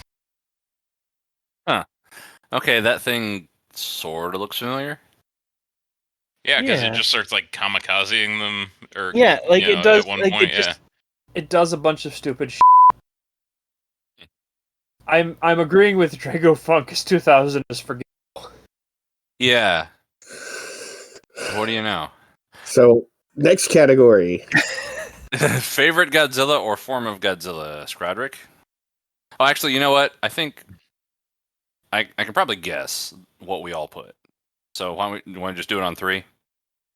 I'm going to send a picture. I don't, because I'm fairly sure I disagree with All right, you guys. let's- But the rest of you go on 3. Let's do it in sequence then. Let's do it in sequence. So Scrodrick, Okay. go ahead. The meltdown Godzilla from Godzilla vs. Destroyer, Okay, so because it looked awesome, you know. it did. It's amazing. Burning Godzilla is the official title, by the way. Burning Godzilla. Okay. Who's next in the new order? I'll go. There's no All right. order. Just say whatever. I don't know what it's called, but it's this guy that I sent in the thing. Which Ram- movie is it from? The early ones, the Showa era. Yeah, I think this one specifically is from Godzilla versus Mechagodzilla. But I could be wrong. So it's Godzilla versus Godzilla. Maybe. But it's that early Godzilla just because that is who Godzilla is to me. All the newer Godzillas seem like foreign Godzilla to me. Okay, I took this topic, like this conversation, differently than you guys, even though I wrote. Because as a character, I liked the Godzilla, King Ghidorah, giant monsters, all out of. Okay. Not the design, because the design was like a hunchback's. But as a character, the only Godzilla that I think specifically targeted humans and made sure to kill them, rather than just being someone who walked through it. Like that absolute monstrosity that just wants you dead. Just did better for me. That's reasonable. That leaves me, and I'm going to just. Okay, so I'm surprised actually because I put Shin Godzilla, and I thought that we would all think that, but that's okay that we don't. Of course, I'm just surprised. Yeah, that this was to me the most intimidating Godzilla, and it was intimidating in that that other, other than natural, like, it was grotesque, and I think that makes it the most effective. Now, do you mean like his final form, or do you... Well, the way you phrased the question was favorite Godzilla or form of Godzilla. Yeah. So I chose the favorite Godzilla overall option because I like the whole progression as a I single very entity. very specifically phrased that question, trying to avoid us all from picking Shin. Okay. Because as a Godzilla, he is definitely the best. Mm-hmm. But I feel like him specifically should be treated as like 3 different characters as he mutates. So I tried to say form of Godzilla because... Now, my counter argument to that is we still consider Mothra to be Mothra even when it's in the larval stage. I do not. Do you not? I do not. Interesting. I have figures of Mothra larva and figures of Mothra, and I don't even have them near each other because I don't view them as the same. Well, that is the real test. Yeah. But I don't disagree with your statement, obviously, because I wrote the question of specifically because I thought we would all say yours. Right. Okay, fair enough. All right, so the next category is favorite comedic kaiju other than Godzilla. And Scrodrick, why don't you lead off there? Behemoth is just kind of awesome. Yeah. But, seeing it in action, I think would be kind of hilarious. Because it's a gorilla body with, like, mammoth tusks. Oh, that thing. Yeah, it's pretty badass, too, but I think it's also kind of hilarious. That is the only non-main character kaiju, like just side character randomly there kaiju that got, like, official figures because it was so popular. Man, I forgot about that thing. So, I think I love that cool. thing. Oh, And yeah. Mm-hmm. I looked up a picture and it's walking on its knuckles on its front Yeah, limbs. it's fantastic. It felt like somebody got drunk and made a drawing, and then somebody made it to CGI, and I love it. Yeah. So like, it's not like it was very difficult to put it in comedy or badass because it's kind of both. Uh-huh. There's no At reason least it to can't me. be both. Yeah. No, Wow. because I have a very specific one I want for the next one. So Okay. Fair enough. Dracofunk, favorite comedy kaiju. Dracofunk. Dracofunk? Dracofunk. Oh, he sent a Hey! picture. Mecha Kong Hey. from King Kong Escapes. Mecha Kong from King Kong Escapes. I wanted to watch King Kong Escapes for Mecha Kong. Oh, sorry, Dracofunk. Talk your point out. It's just so stupid. I wanted to watch. Like, I even said this in our commentary. I had never seen the movie, but I heard about Mecha Kong, and I made sure to make sure we watched this film because I thought that Mecha Kong was going to be some like halfway to 3/4 of the way through film reveal, and he just like appears in the first 10 minutes like it's nothing. Yeah. And then he goes down to the and like starts mining and then just derps into the wall. Yeah. Yep. He was dumber than I anticipated, and I anticipated him being dumb. It's amazing how some of these guys just exceeded our expectations in the wrong ways. Yeah. Vomit. What is yours? Titanosaurus. Oh, jiggly neck. Yeah, old noodle neck. I've loved it. Like, I could not hate Godzilla versus sorry, that's the wrong movie. I could not hate the Terror of Mechagodzilla at all because of Titanosaurus. Like, he just walks on screen and clearly nobody maybe his head should be stable. And just walks around and whoop, all over the place. I want him to come back so bad. But at the same time, the fact that he couldn't hold his head up straight makes him so, like, I don't know, like, he just lives in infamy for me. He's the monster with like lame duck syndrome. Yeah. I'd also like to add that an actual Titanosaurus thing, and he's nothing like the monster. Well, of course, yeah. Yeah. All right, Shaggy, what's yours? Mine is Gigan, because I can't stop looking at those backward claw hands. And I'm like, I just keep thinking, like, how did that evolve? Like, how, like what? Did you forget the chainsaw in the middle of his body? No, I didn't forget the chainsaw, but it's the hands that always draw my attention. It's just like how is that possibly useful? Like, what possible purpose could it serve to have claws that curve backwards? like what do you do with that? I don't even understand how he works. And then there's a chainsaw also. It's more like a circular saw, though. I don't know. It's like, you know, yeah, it's fair. It's kind of a. I don't know. Wasn't there an iteration with like an actual like chainsaw style blade? Maybe in Final Wars, which is a really weird movie to have your guy defended. Maybe. I don't know. But like, seriously, what the is Gigan?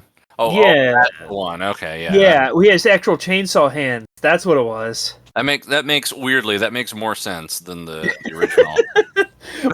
Chainsaw hands make more sense. You know you're in territory. You know you've done something incredible. This reminds me. I found a movie we have to do sometime. All right. Oh yeah. Yeah, I'm not going to tell you about it. All right. It's going to be one of those movies where we don't know what we're. We haven't announced those either yet. Well, damn it. It's okay. We just did. Hey guys, we have a new series coming out.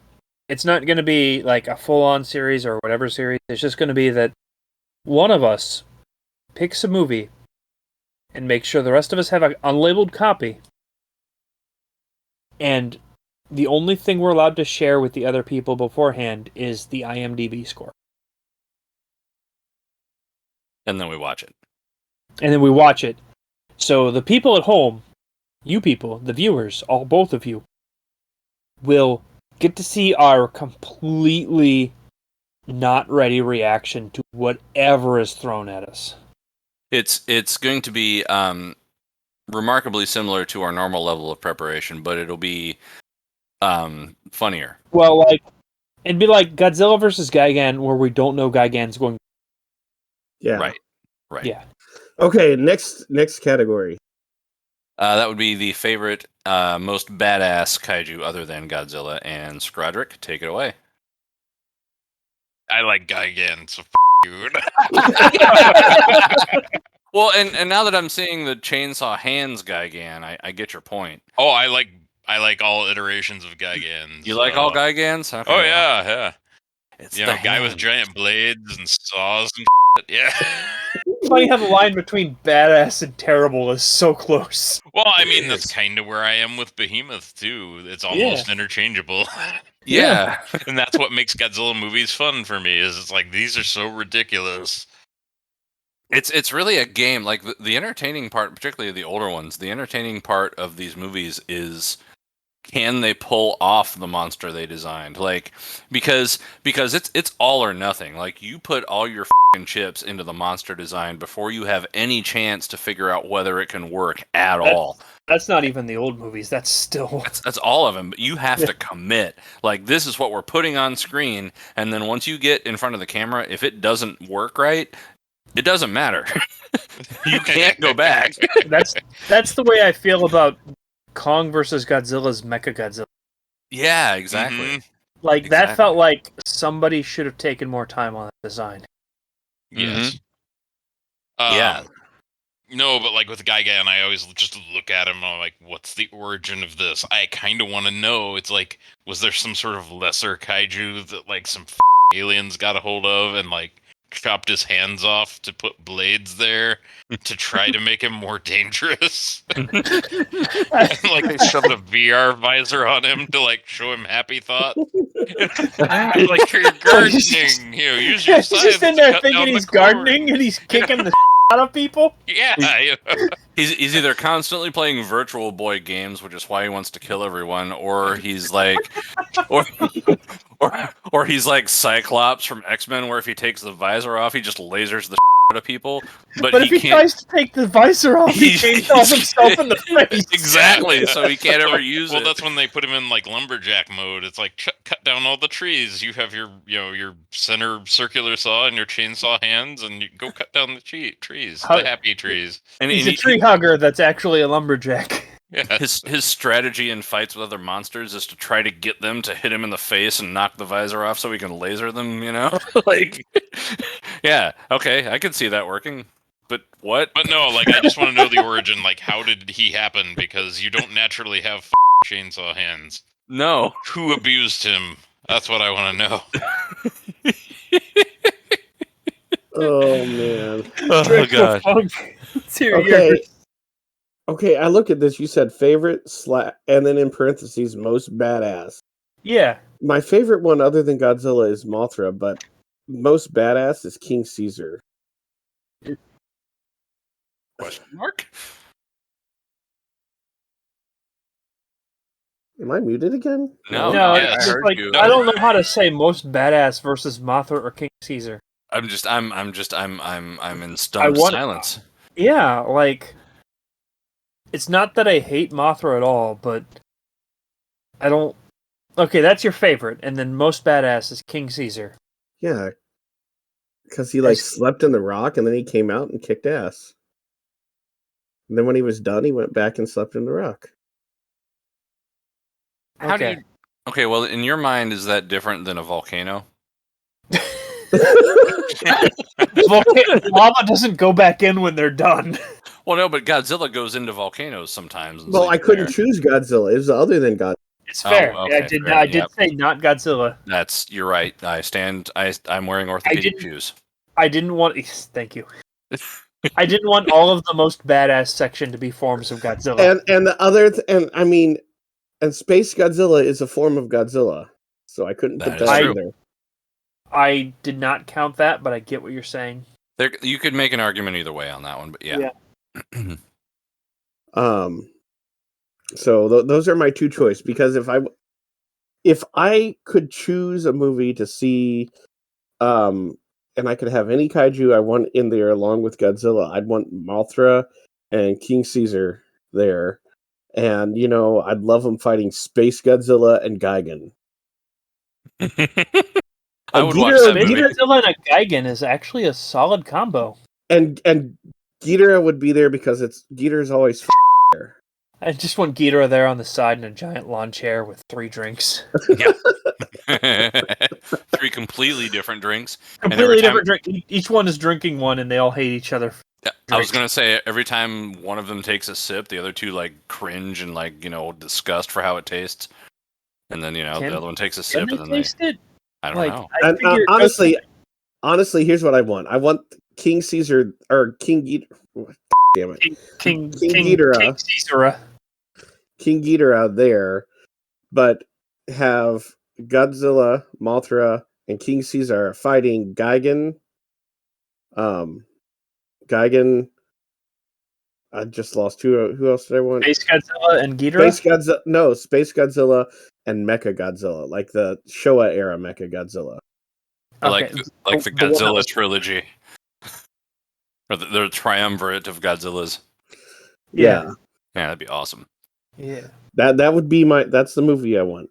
Man, if only they had actually made that movie and we could have watched it and put that on the list. Man, I kind of wish I could. King Ghidorah sitting in a lawn chair, and on the other side is Jet Jaguar sitting in the other lawn chair. They're like tennis referees. I kind of wish I put a section on here for write your favorite Godzilla fan fiction that you just came up with. That's pretty awesome. That would have been f***ing cool. All right, Vomit, who's your favorite, most badass kaiju other than Godzilla? I feel like Destroya is the most badass. Like, in just pure design. Your silence scares me. I can see that. I'm contemplating.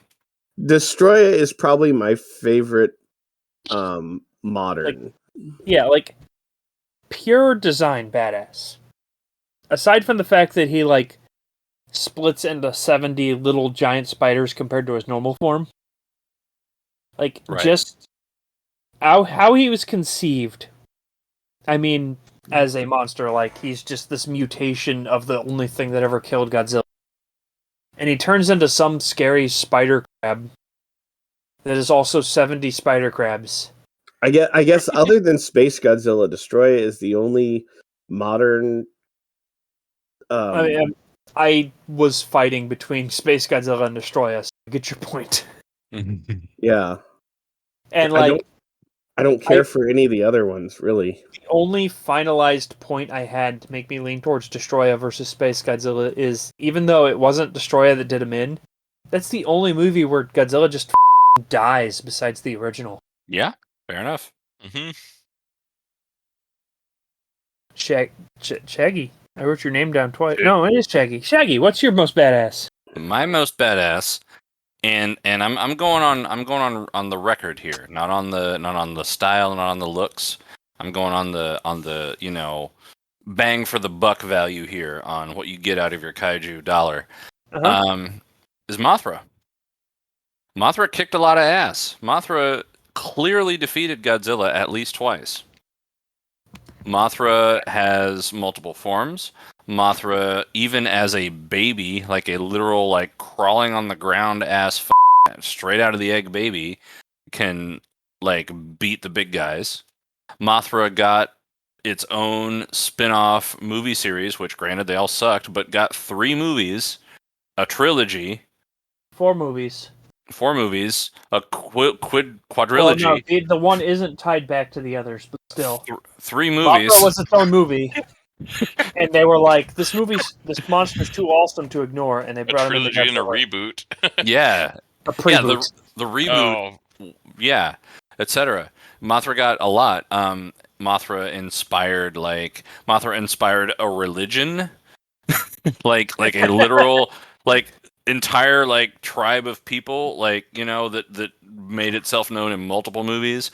Mothra literally farts glitter, and the glitter both kills and heals people depending on what Mothra feels like doing. Mothra is a badass. Mothra is cute, but whatever. Like, doesn't, Mothra- yeah. Not a positive or negative. It's just Mothra is the only character to never be a villain. Exactly. The other thing about Mothra too is Mothra does die. Mothra loses fight, but Mothra's life cycle is part of the character. Like Godzilla, we don't necessarily see Godzilla outright die more than, like on very rare occasion. But even then, it's still like, well, can we really actually destroy Godzilla? With Mothra, it's like Mothra. I mean, if you don't count 1954, yeah. Right. But with Mothra, we expect Mothra to die, but to be reborn. It's really part of the character. That's just the life cycle of a Mothra, apparently. So so to lose the battle is in a way less significant than it is for Godzilla. So Mothra has even found a way to, in some ways, you could argue, defeat death by making procreation such a part of what Mothra does. So yeah, Mothra. Yeah. I like your point. Indeed. I'm glad it was unique. Yeah. Not that I would have minded if you had shared it, but it's... Yeah, on these lists, I think uniqueness is actually rare. Yeah. I mean, technically, Mothra's always been my favorite too, just... Yeah, just you never viewed it as badass because, well, I mean, you want to hug it. Yeah. Yeah. But I mean, it's okay to hug things that are badass unless they don't want you to. Hug with consent. Exactly. Highway 47 only hugs with consent. All right. Least favorite kaiju, Scrodrick. I had to tie Manila and Gabra both because Gabra just looks awful and didn't do anything significant. Just existed to bully Manila and then get his ass kicked by Godzilla at the end of the movie. Yes. And then Manila just for being the derpy potato that is annoying, So it's like the best thing he can do is if you hurt him, then he can be useful and emit fire breath. He's like a stupid Gohan.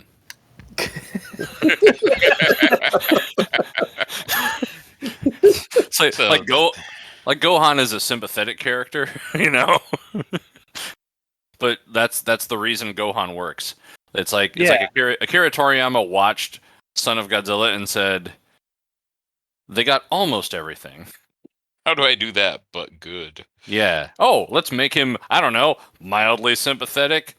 Maybe try that. That might be true, actually. It really might be. And that's all I got to say about that. All right, Dracofunk, take it away. Least favorite. Gabra. You have anything to add? I hate that monster because he was only in a dream except for that one point in time in Singular Point, and I hated him in Singular Point. That wasn't Gabra in Singular Point, even though I joked it was. It was. Oh. It was an original monster that was half Gabra's design and half of somebody else's who I hated that monster because it had anything to do with Gabra. You hate him. I hate Gabra. You hate that monster so much that you hate pretending it exists. I mean, yeah. My gripe with Singular Point is they didn't follow any of the classic designs, so anything that even sort of looks like Gabra in that could have been Gabra. Yeah. True. Vomit. The 1993 Mechagodzilla. Interesting. It might have been least favorite because most forgettable. But when I was looking back over the list of movies, I saw that 1993 Mechagodzilla movie, and I was like, wait, what the did Mechagodzilla even do? Like, aside from the fact that he's a mechanical Godzilla, and I remember he got, like, shoulder cannons at some point, I don't remember what he did. I don't either. Is that the one where I mistook what, like, the head looked like? I don't know. I Yeah, I'm not remembering this. I mean, I'm looking The at fact that I had to remember it from a list is probably a bad sign too. yeah. Yeah, fair point. All right, my least favorite kaiju is Hedorah, the, and I quote, smog monster. Yes, smog. Smog monster. Future editor, vomit. Please insert part of the clip that we discussed about Dracofunk's Hotel California parody here. Here comes the big flying monster. Right. Yeah. Also, leave in your comment to insert it because that will add to the effect. I just don't want to watch a movie about a turd. You know? Like, This is the story of a turd. I mean, that you know, evolution and tried to conquer the world.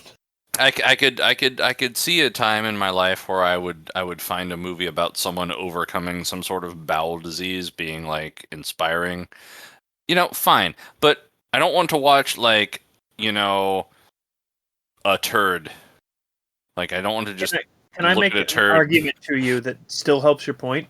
Uh-huh. Did the Toxic Avenger not take the same concept but make it better? That's a great question. I've never seen it.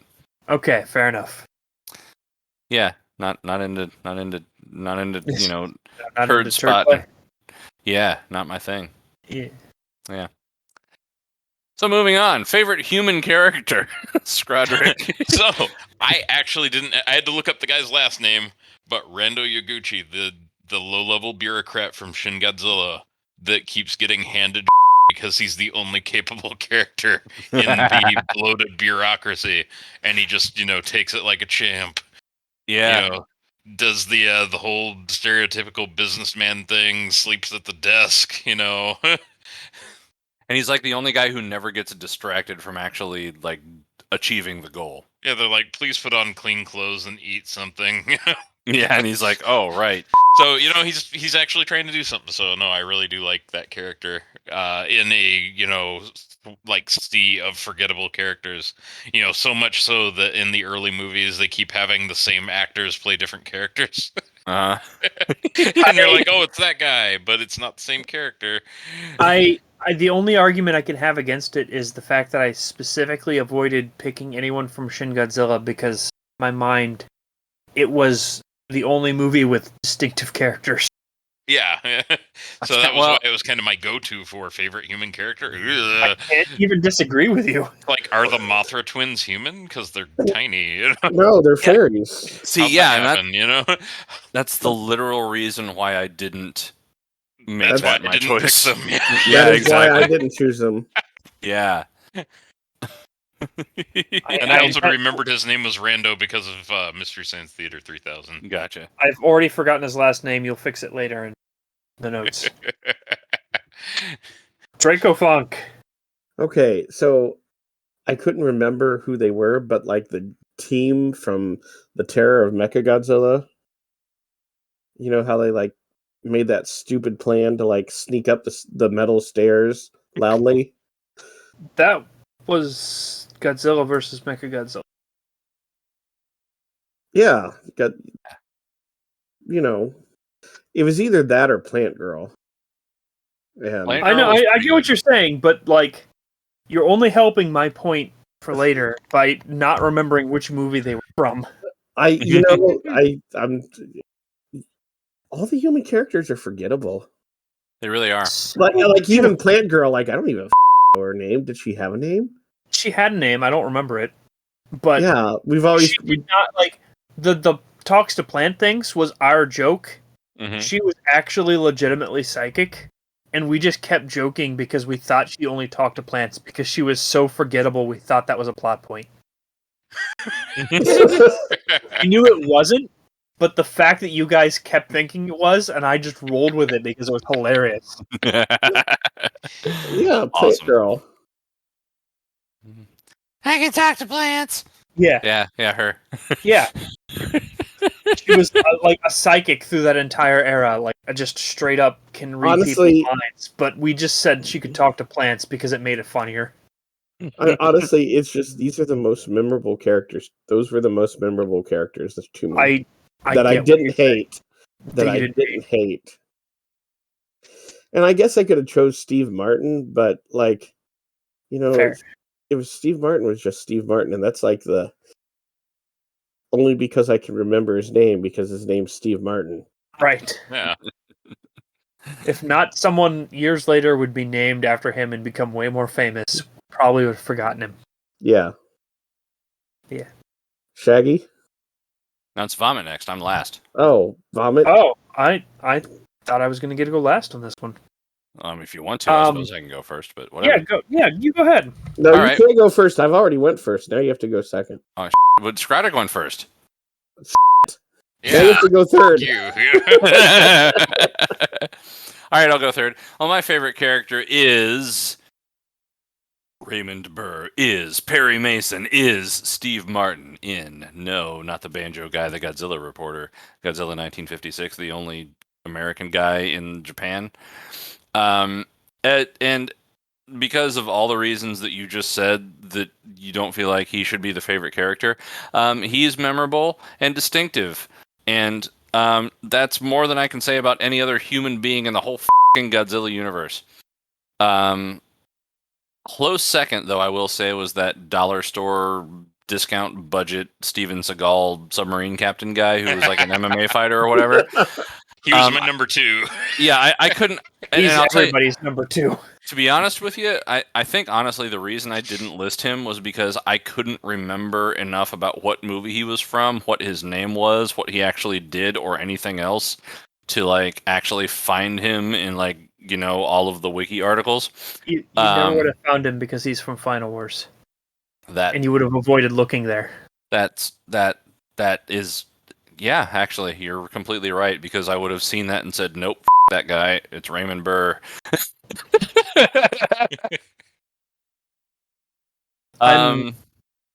Yeah, I'm disappointed that I liked something from Final Wars now. It's growing on you. Yeah, man. Like a 10 years, you're fungus. going to love it. Okay, Vomit. Yeah. I'm surprised none of you guys said this. Dr. Serizawa from Godzilla and like the original Godzilla and Godzilla King of the Monsters. Like, he may not have had a lot of characterization, but when it comes to actually memorable characters, he's the only one memorable enough to constantly be referenced later. Well, yes, but let me tell you why I disagree. Okay. I don't think he's that memorable because he is a stereotype of a Japanese hero. He throws himself on the crisis at the end and dies. So yeah, exactly. Like he truly believed himself. Like he created this terrible thing, and he wanted to go down. Like he didn't want to be propagated, so he took his life.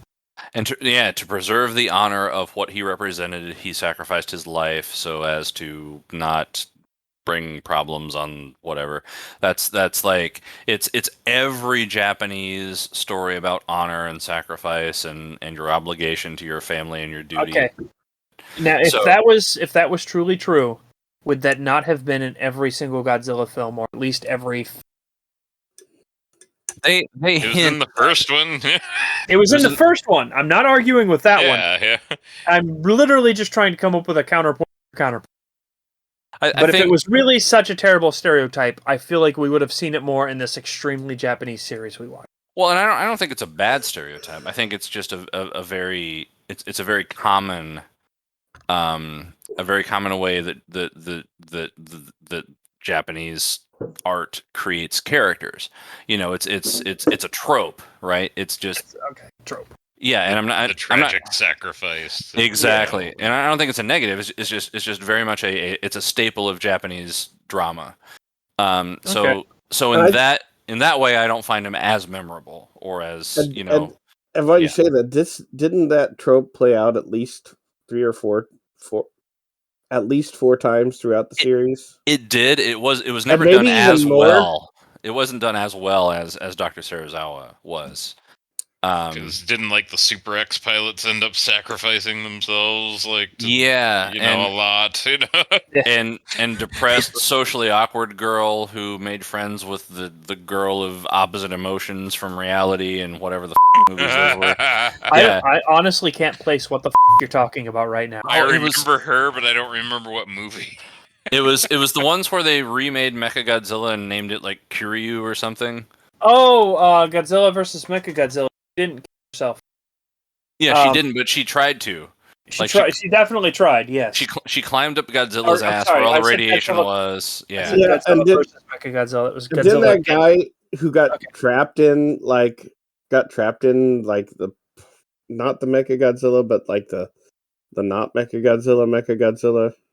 Are you talking about Kiryu again? I don't know. If you're talking about the 1990, what year was that?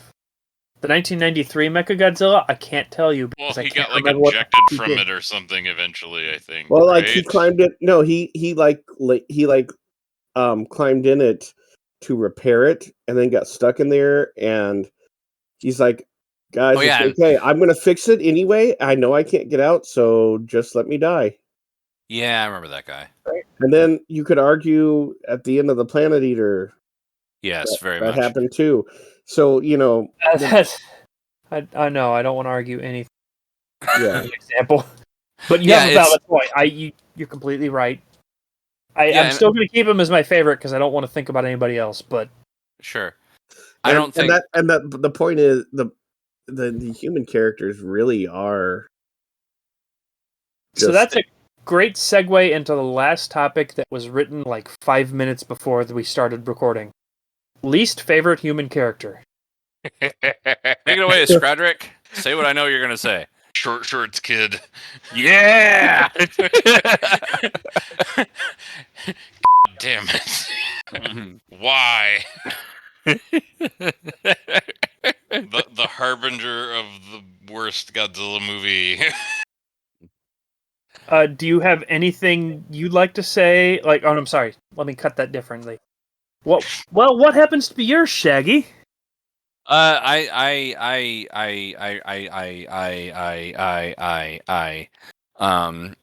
Shorts Kid. Booty Shorts Kid. That's what I typed instead Sorry, of. I wrote Short Shorts Kids. Let me change it. Booty Shorts Kid. Well, I mean, Scrodrick wrote Short Shorts Kid. You can. I'm writing them differently based on your answers. Okay. Dracofunk. The kid from Godzilla vs. Megalon that wore the short shorts. Yeah.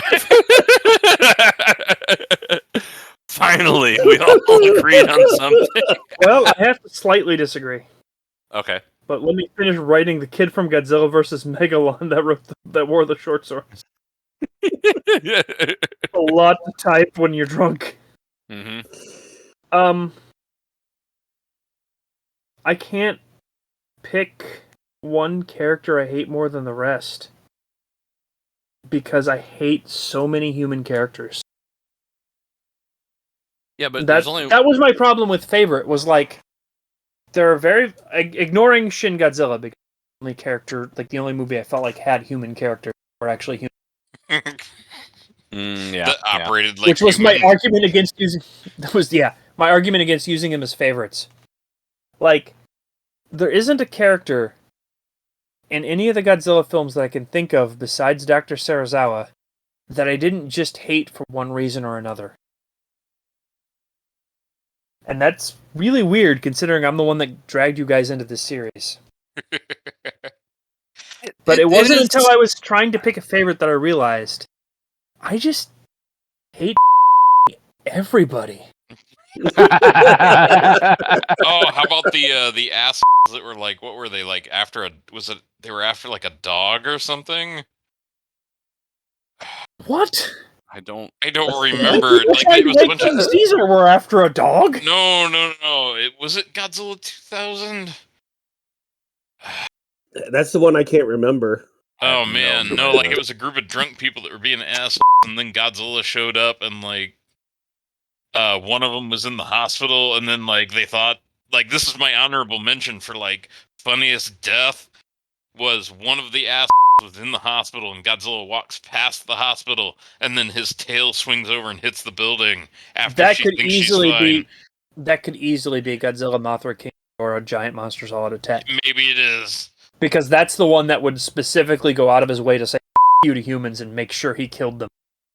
Because I love Which that part. maybe you know? maybe the fact that I hate so many humans is why I love that Godzilla so much. 'Cause he's so vindictive. Like, I seriously spent so much time like thinking through every movie I could remember the entire plot to, thinking through all of the humans and trying not to hate one of them.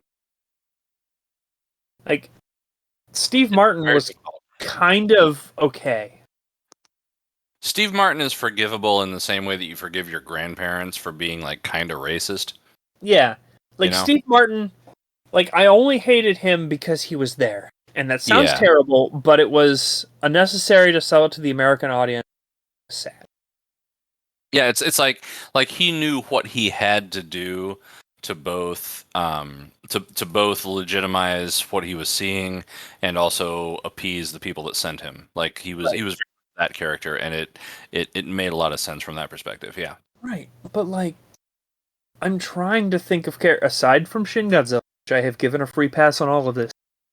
I'm trying to think of human characters I didn't hate in one way or another, and like, my next second pick was whatever Elizabeth Olsen's character name was because she was barely in the movie. Okay, let me throw a couple ideas at you. Okay. Deaf Kong communicator girl. Who? Oh The yeah, little no, girl? the little kid. Yeah, Okay. that's a fair point. I did Okay. not explicitly hate her, Okay. but I felt like, aside from her role in the movie of revealing the better plot twist, she wasn't a character. This is probably a gimme, but how about Samuel L. Jackson? He was the worst.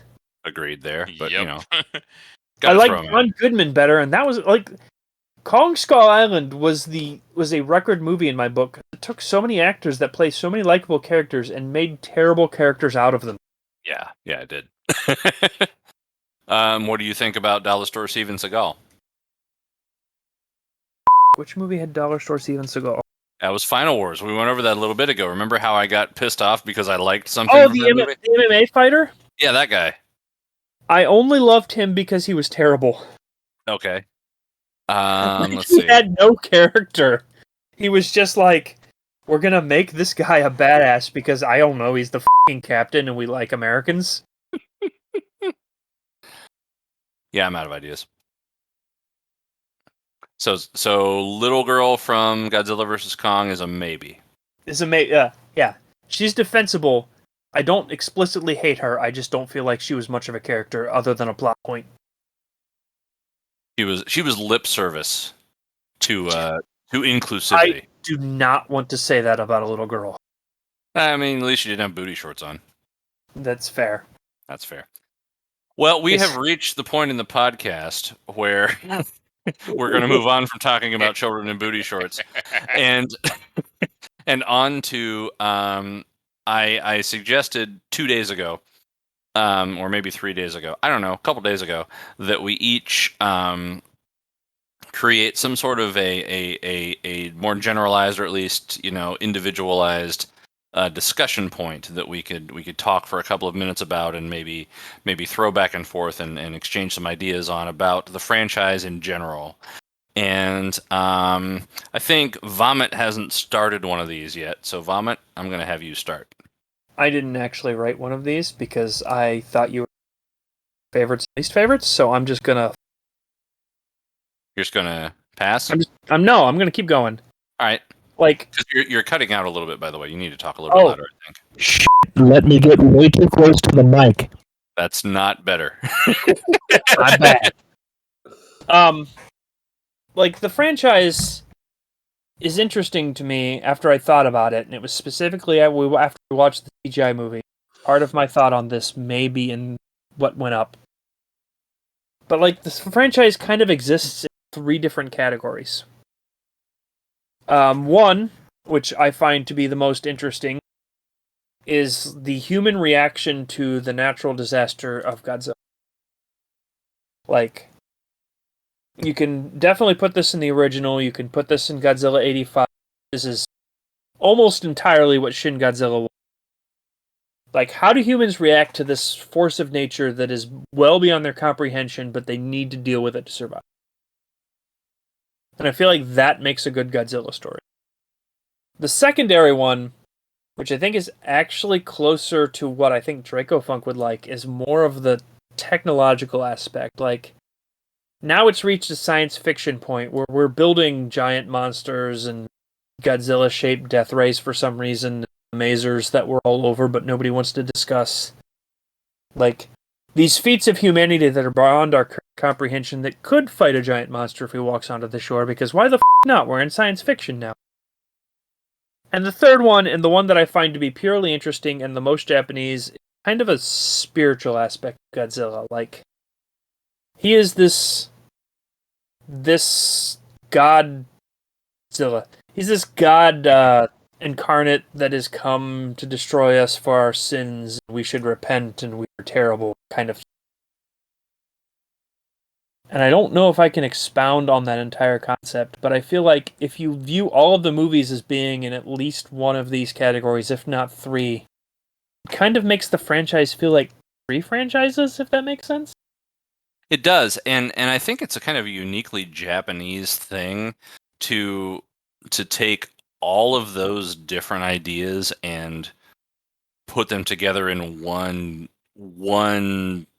movie or one piece of art, one sort of coherent thought direction. And that's something that's always interesting to me about Japanese everything is they have this proclivity to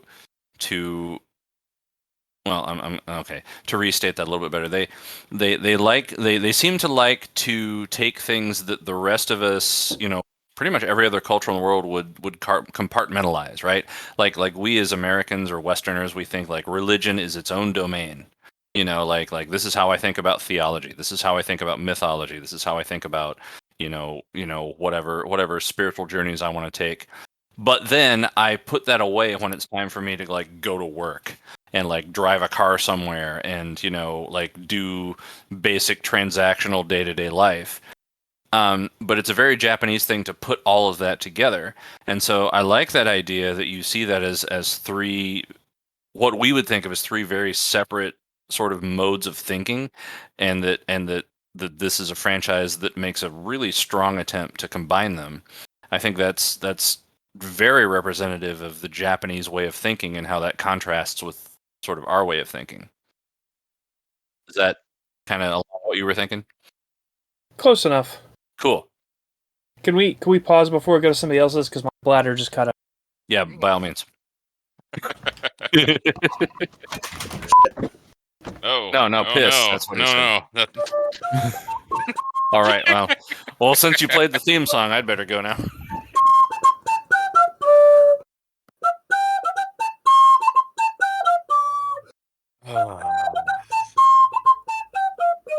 Don't miss the bottle.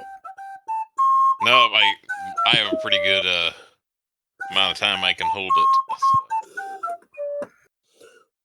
Just if you Pavlov me into having to go every time you play that, then it will be bad. Like, oh no, the piss music. Oh.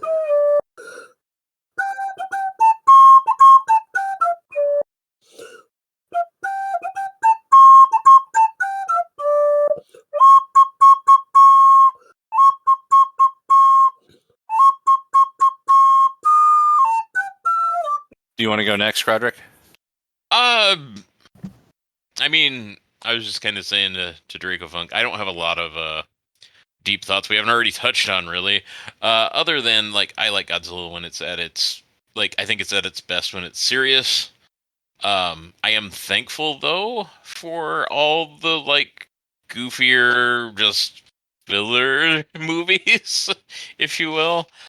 Because they kept the franchise going and they kept it in the public consciousness, I think Godzilla, if you would have ended after the 1950s movies, that would have been pretty much it. Who would have been picking it up after that?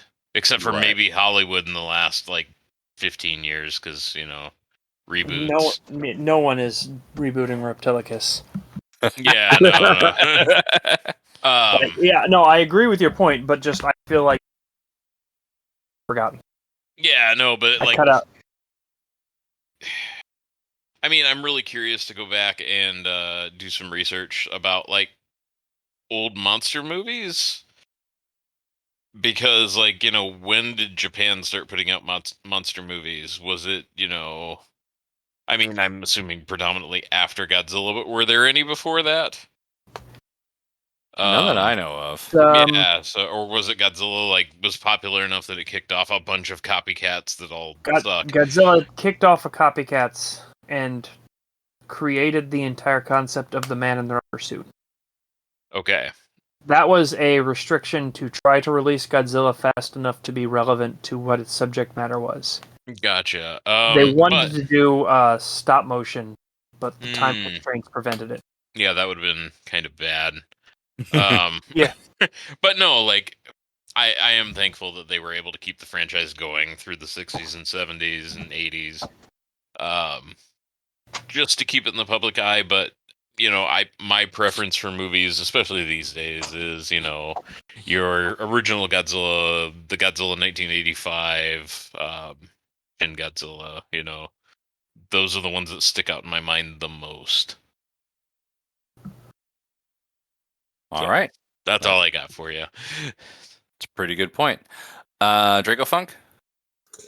The only thing I can really think of is how the newer movies irk me to the point because it's well, this is a reboot, or this one doesn't actually take any of the previous film's context at all. And that's the thing that I'm always sad about, because suddenly most of the older films don't matter. You wish there was more continuity. Yeah. You wish there was a Godzilla cinematic universe? Kind of. It I'd be really, really upset if they decided hey, the next MCU movie, we're rebooting the whole MCU. Oh, I get what you're saying, but I can only think of something if it ran for years. How must You cut out from most of that there, Vomit. That's partially because I realized my statement was accidentally a statement. I kind of stopped talking. But if something ran for 50 years, its continuity has to be convoluted and barely coherent anymore. And that's true. Yeah.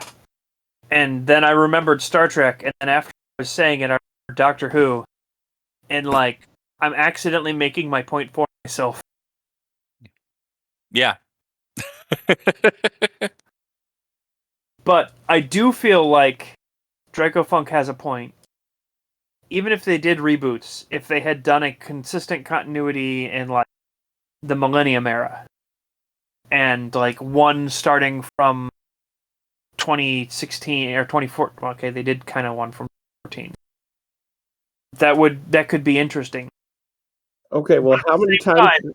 You're the only one that didn't pick Shin Godzilla as his favorite movie. That one has. I'm not disagreeing with you. I think your point is valid. To a point.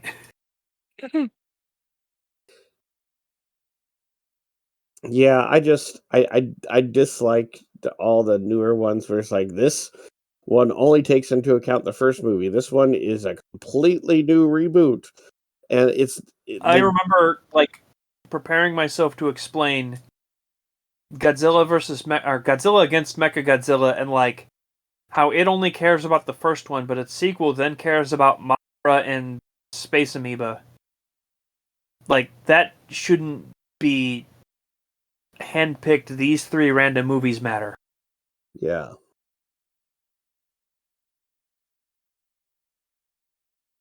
All right, my turn. Yes. Yeah, because I guess we have nothing else to go on Dracofunk. That's fine. I was giving you some time there. Okay, so I went kind of a meta direction with what I was thinking, and this really was as you guys predicted. I had some things to think about after finishing Singular Point and realizing that I really came to like it toward the end. And the more I thought about sort of what made me feel that way, the more I started to realize a lot more about kind of my thoughts and like my feelings about like, you know, these sort of media franchises in general. Or universes, whatever we want to call them. I wrote down a lot of notes for this, so I'm going to just kind of summarize. And I think this explains a lot more of why I react the way I do to these different things. So Godzilla is a franchise or is a universe that started out like the whole existence of Godzilla, the whole existence of all these kaiju stories and things.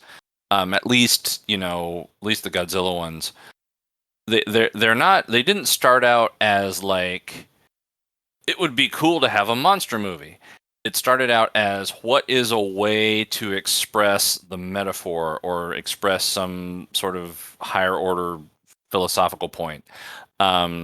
For Godzilla, as we've talked about several times with several of these movies, it's the folly of man in pursuing technology, and we've dug ourselves a hole, and now nature is going to get its revenge on us, and that manifests in Godzilla, and so it started out as that kind of metaphor, and that's one way to start like a universe like this. Star Trek did that similarly, right? The idea was, look at our human potential and what we could be, and let's create this universe where we've realized our potential. And then we get the original series, we get Next Gen. We start to get away with that in Deep Space Nine a little bit and a lot in Voyager, and then we just throw that down the drain and everything after that. Hey, yeah. Hey, what? Enterprise still tried. Enterprise still tried. A little. After that, everything's on. But you have to take into account Enterprise wasn't in that fully realized future either. Exactly. It was still a chaotic time. Yeah. And Right. that's anyhow. And that's certainly a fair point. It was like we can reach that future. Yeah. And I'm only defending Enterprise because the stuff after that down the drain. Yeah, exactly. Yeah. Compared to the JJ verse and Picard and Lower Decks and all that stuff, yeah. Absolutely no comparison there, yeah, by all means. So we had that origin story for this whole universe, right? As opposed to universes and franchises that are created as literally like, hey, wouldn't it be cool to see what a story would be like if insert whatever. If, we were in Middle Earth, we have Lord of the Rings. If we had a world where winter lasted for years at a time, we have Game of Thrones. If,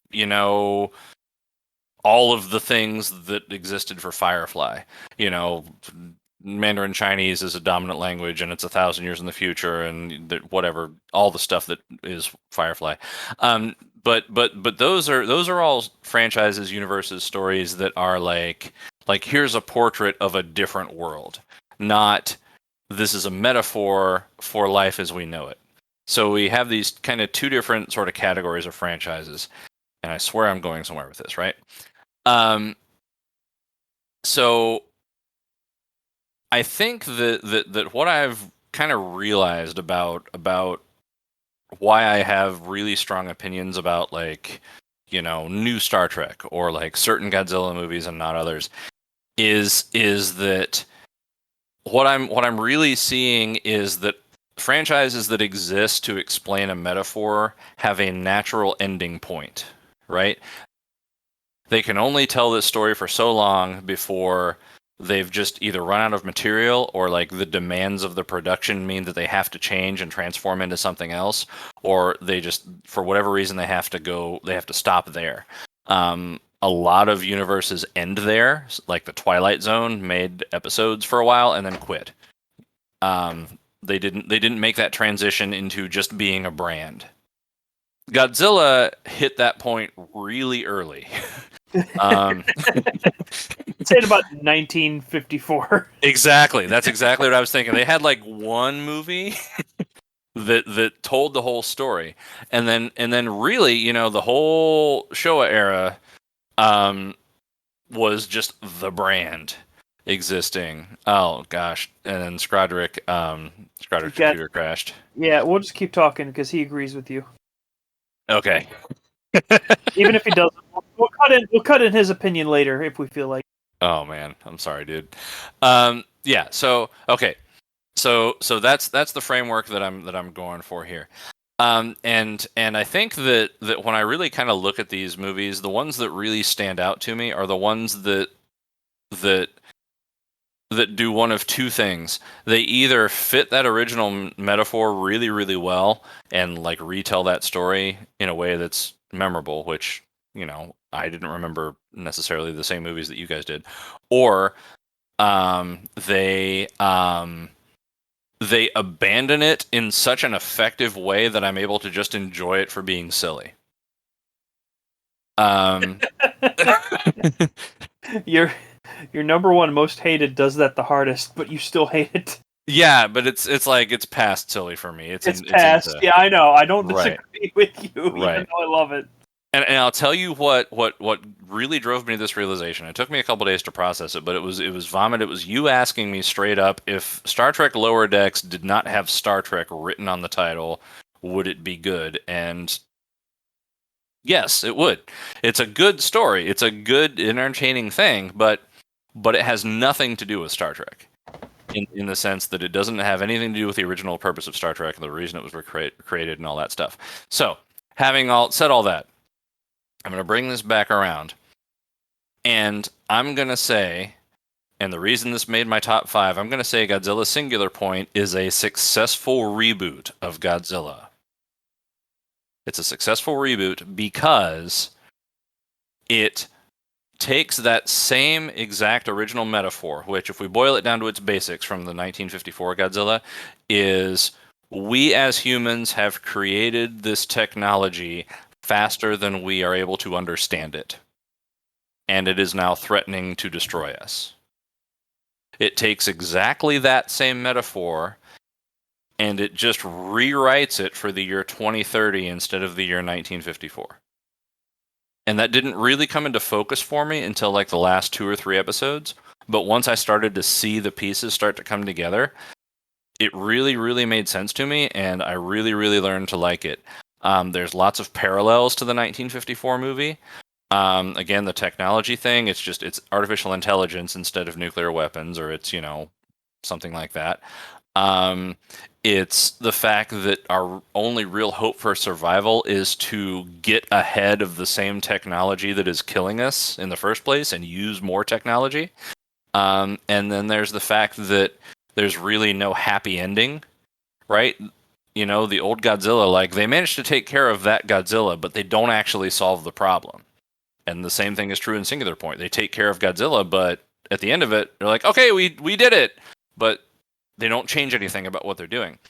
So my only disagreement in your positive viewpoint-ish of Singular Point is that the entire plot wouldn't have worked if somebody didn't happen to dig out time travel MacGuffin. that's kind of true, but The rest of it totally on point.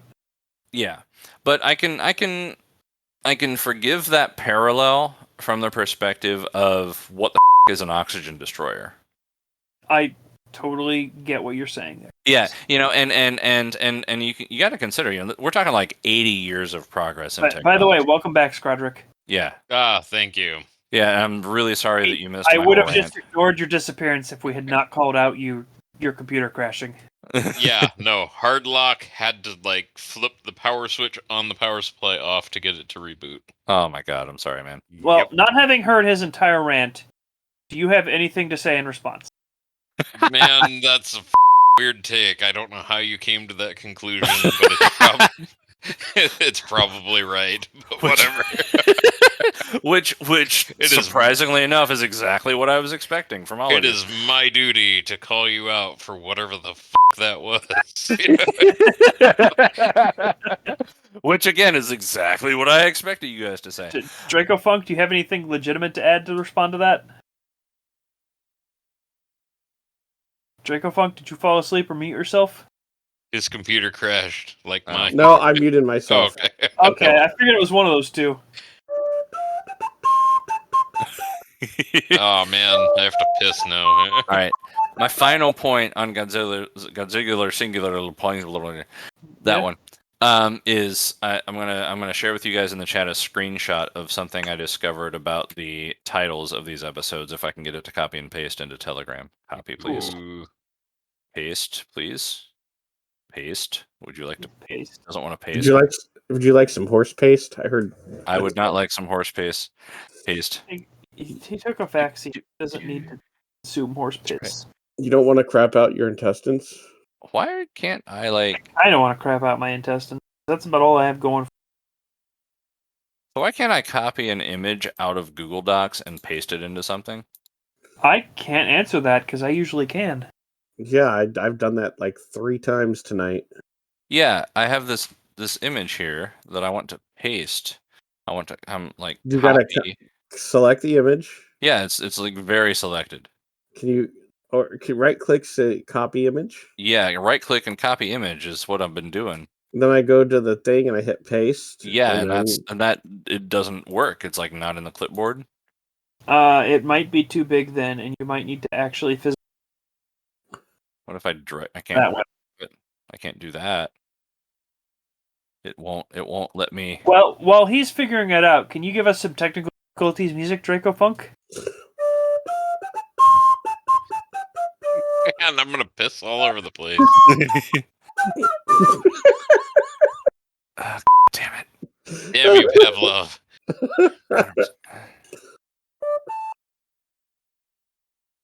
I can't even like. Okay. All right, I'm gonna screenshot it from the Google Doc. There you go. I can't even. All right, so this is like the final thing I want to share because this is just super cool, and it goes along with my like. The more I look into Singular Point, the more impressed I am. So you remember how we've been wondering about the titles of every episode and how they're weird? Yeah. Yeah. Okay. Look at that image. Open. Huh. I'll just read the text on it here. So for the people at home, the titles of each episode are exactly 8 characters long in both English and Japanese. The titles of the first 12 episodes can be arranged along the edges of a 3D cube, as seen below, such that the letters at each vertex spell out the 13th. The title of the finale, Together, in English, or something in Japanese, is formed by the first and last letters of the titles for episodes 1, 2, 3, and 12. So they created a math puzzle out of the names of the episodes. I don't know if that makes me appreciate it more or less. Yeah, exactly. but it's this interesting, it's the kind of thing that sort of feeds into that concept of the AI technology being both the problem and the thing that's needed to find the solution. It's very irrumpant. It is very irrumpant. So yeah, so there's my big salient point on that. Having watched all of Godzilla, I think that Singular Point is honestly a good capstone. I think it's a good reboot. I think it challenges us because it is like on the bleeding edge of being modern in a way that maybe nuclear technology was when the first movie came out. And I like that as a bookend, and that's why it became one of my top 5. And between watching it and you guys challenging me on my opinion, it helped me understand what I really feel about franchises and continuous universes and continuity, and what bothers me about modern Star Trek. So thank you guys for that, and thank you for a great time with the 4 Drink Minimum Godzilla series, and thank you viewers for joining us on the whole thing. Now, one more question that isn't related to anything else we've stated. All right.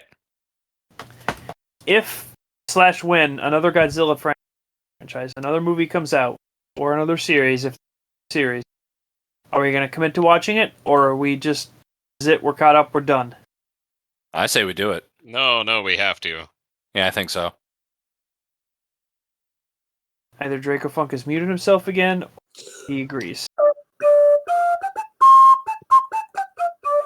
Cool. There is one more thing I need to add. All right, Oh, yeah? add it. I need to figure out which episode I drank the entire bottle of Fireball during, because I can barely remember that other than being super drunk while we're trying to watch this. Do you happen to recall talking about how much you really liked, what was it, Jedi Order or Fallen Jedi Order? Oh God, that was a while back. Yeah, That so- was one of the first ones you were in. Well, not the first. One of the early ones. Wow. Jedi Fallen Order. Yes. Yeah, like that was That was the War of the first time I Gargantuas. think the four of us were in one movie. Right. Apparently not. Was that War of the Gargantuas that I did that?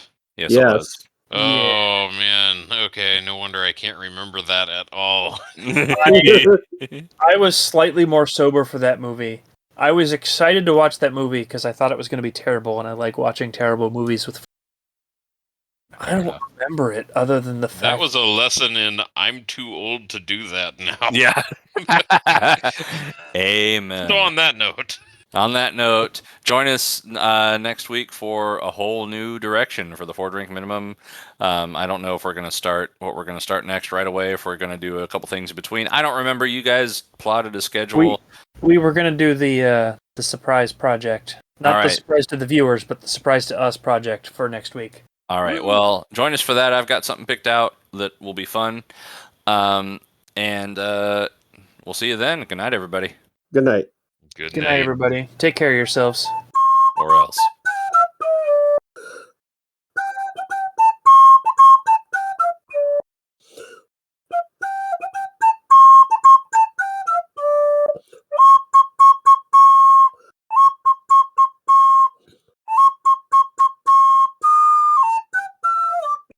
Do do do do do.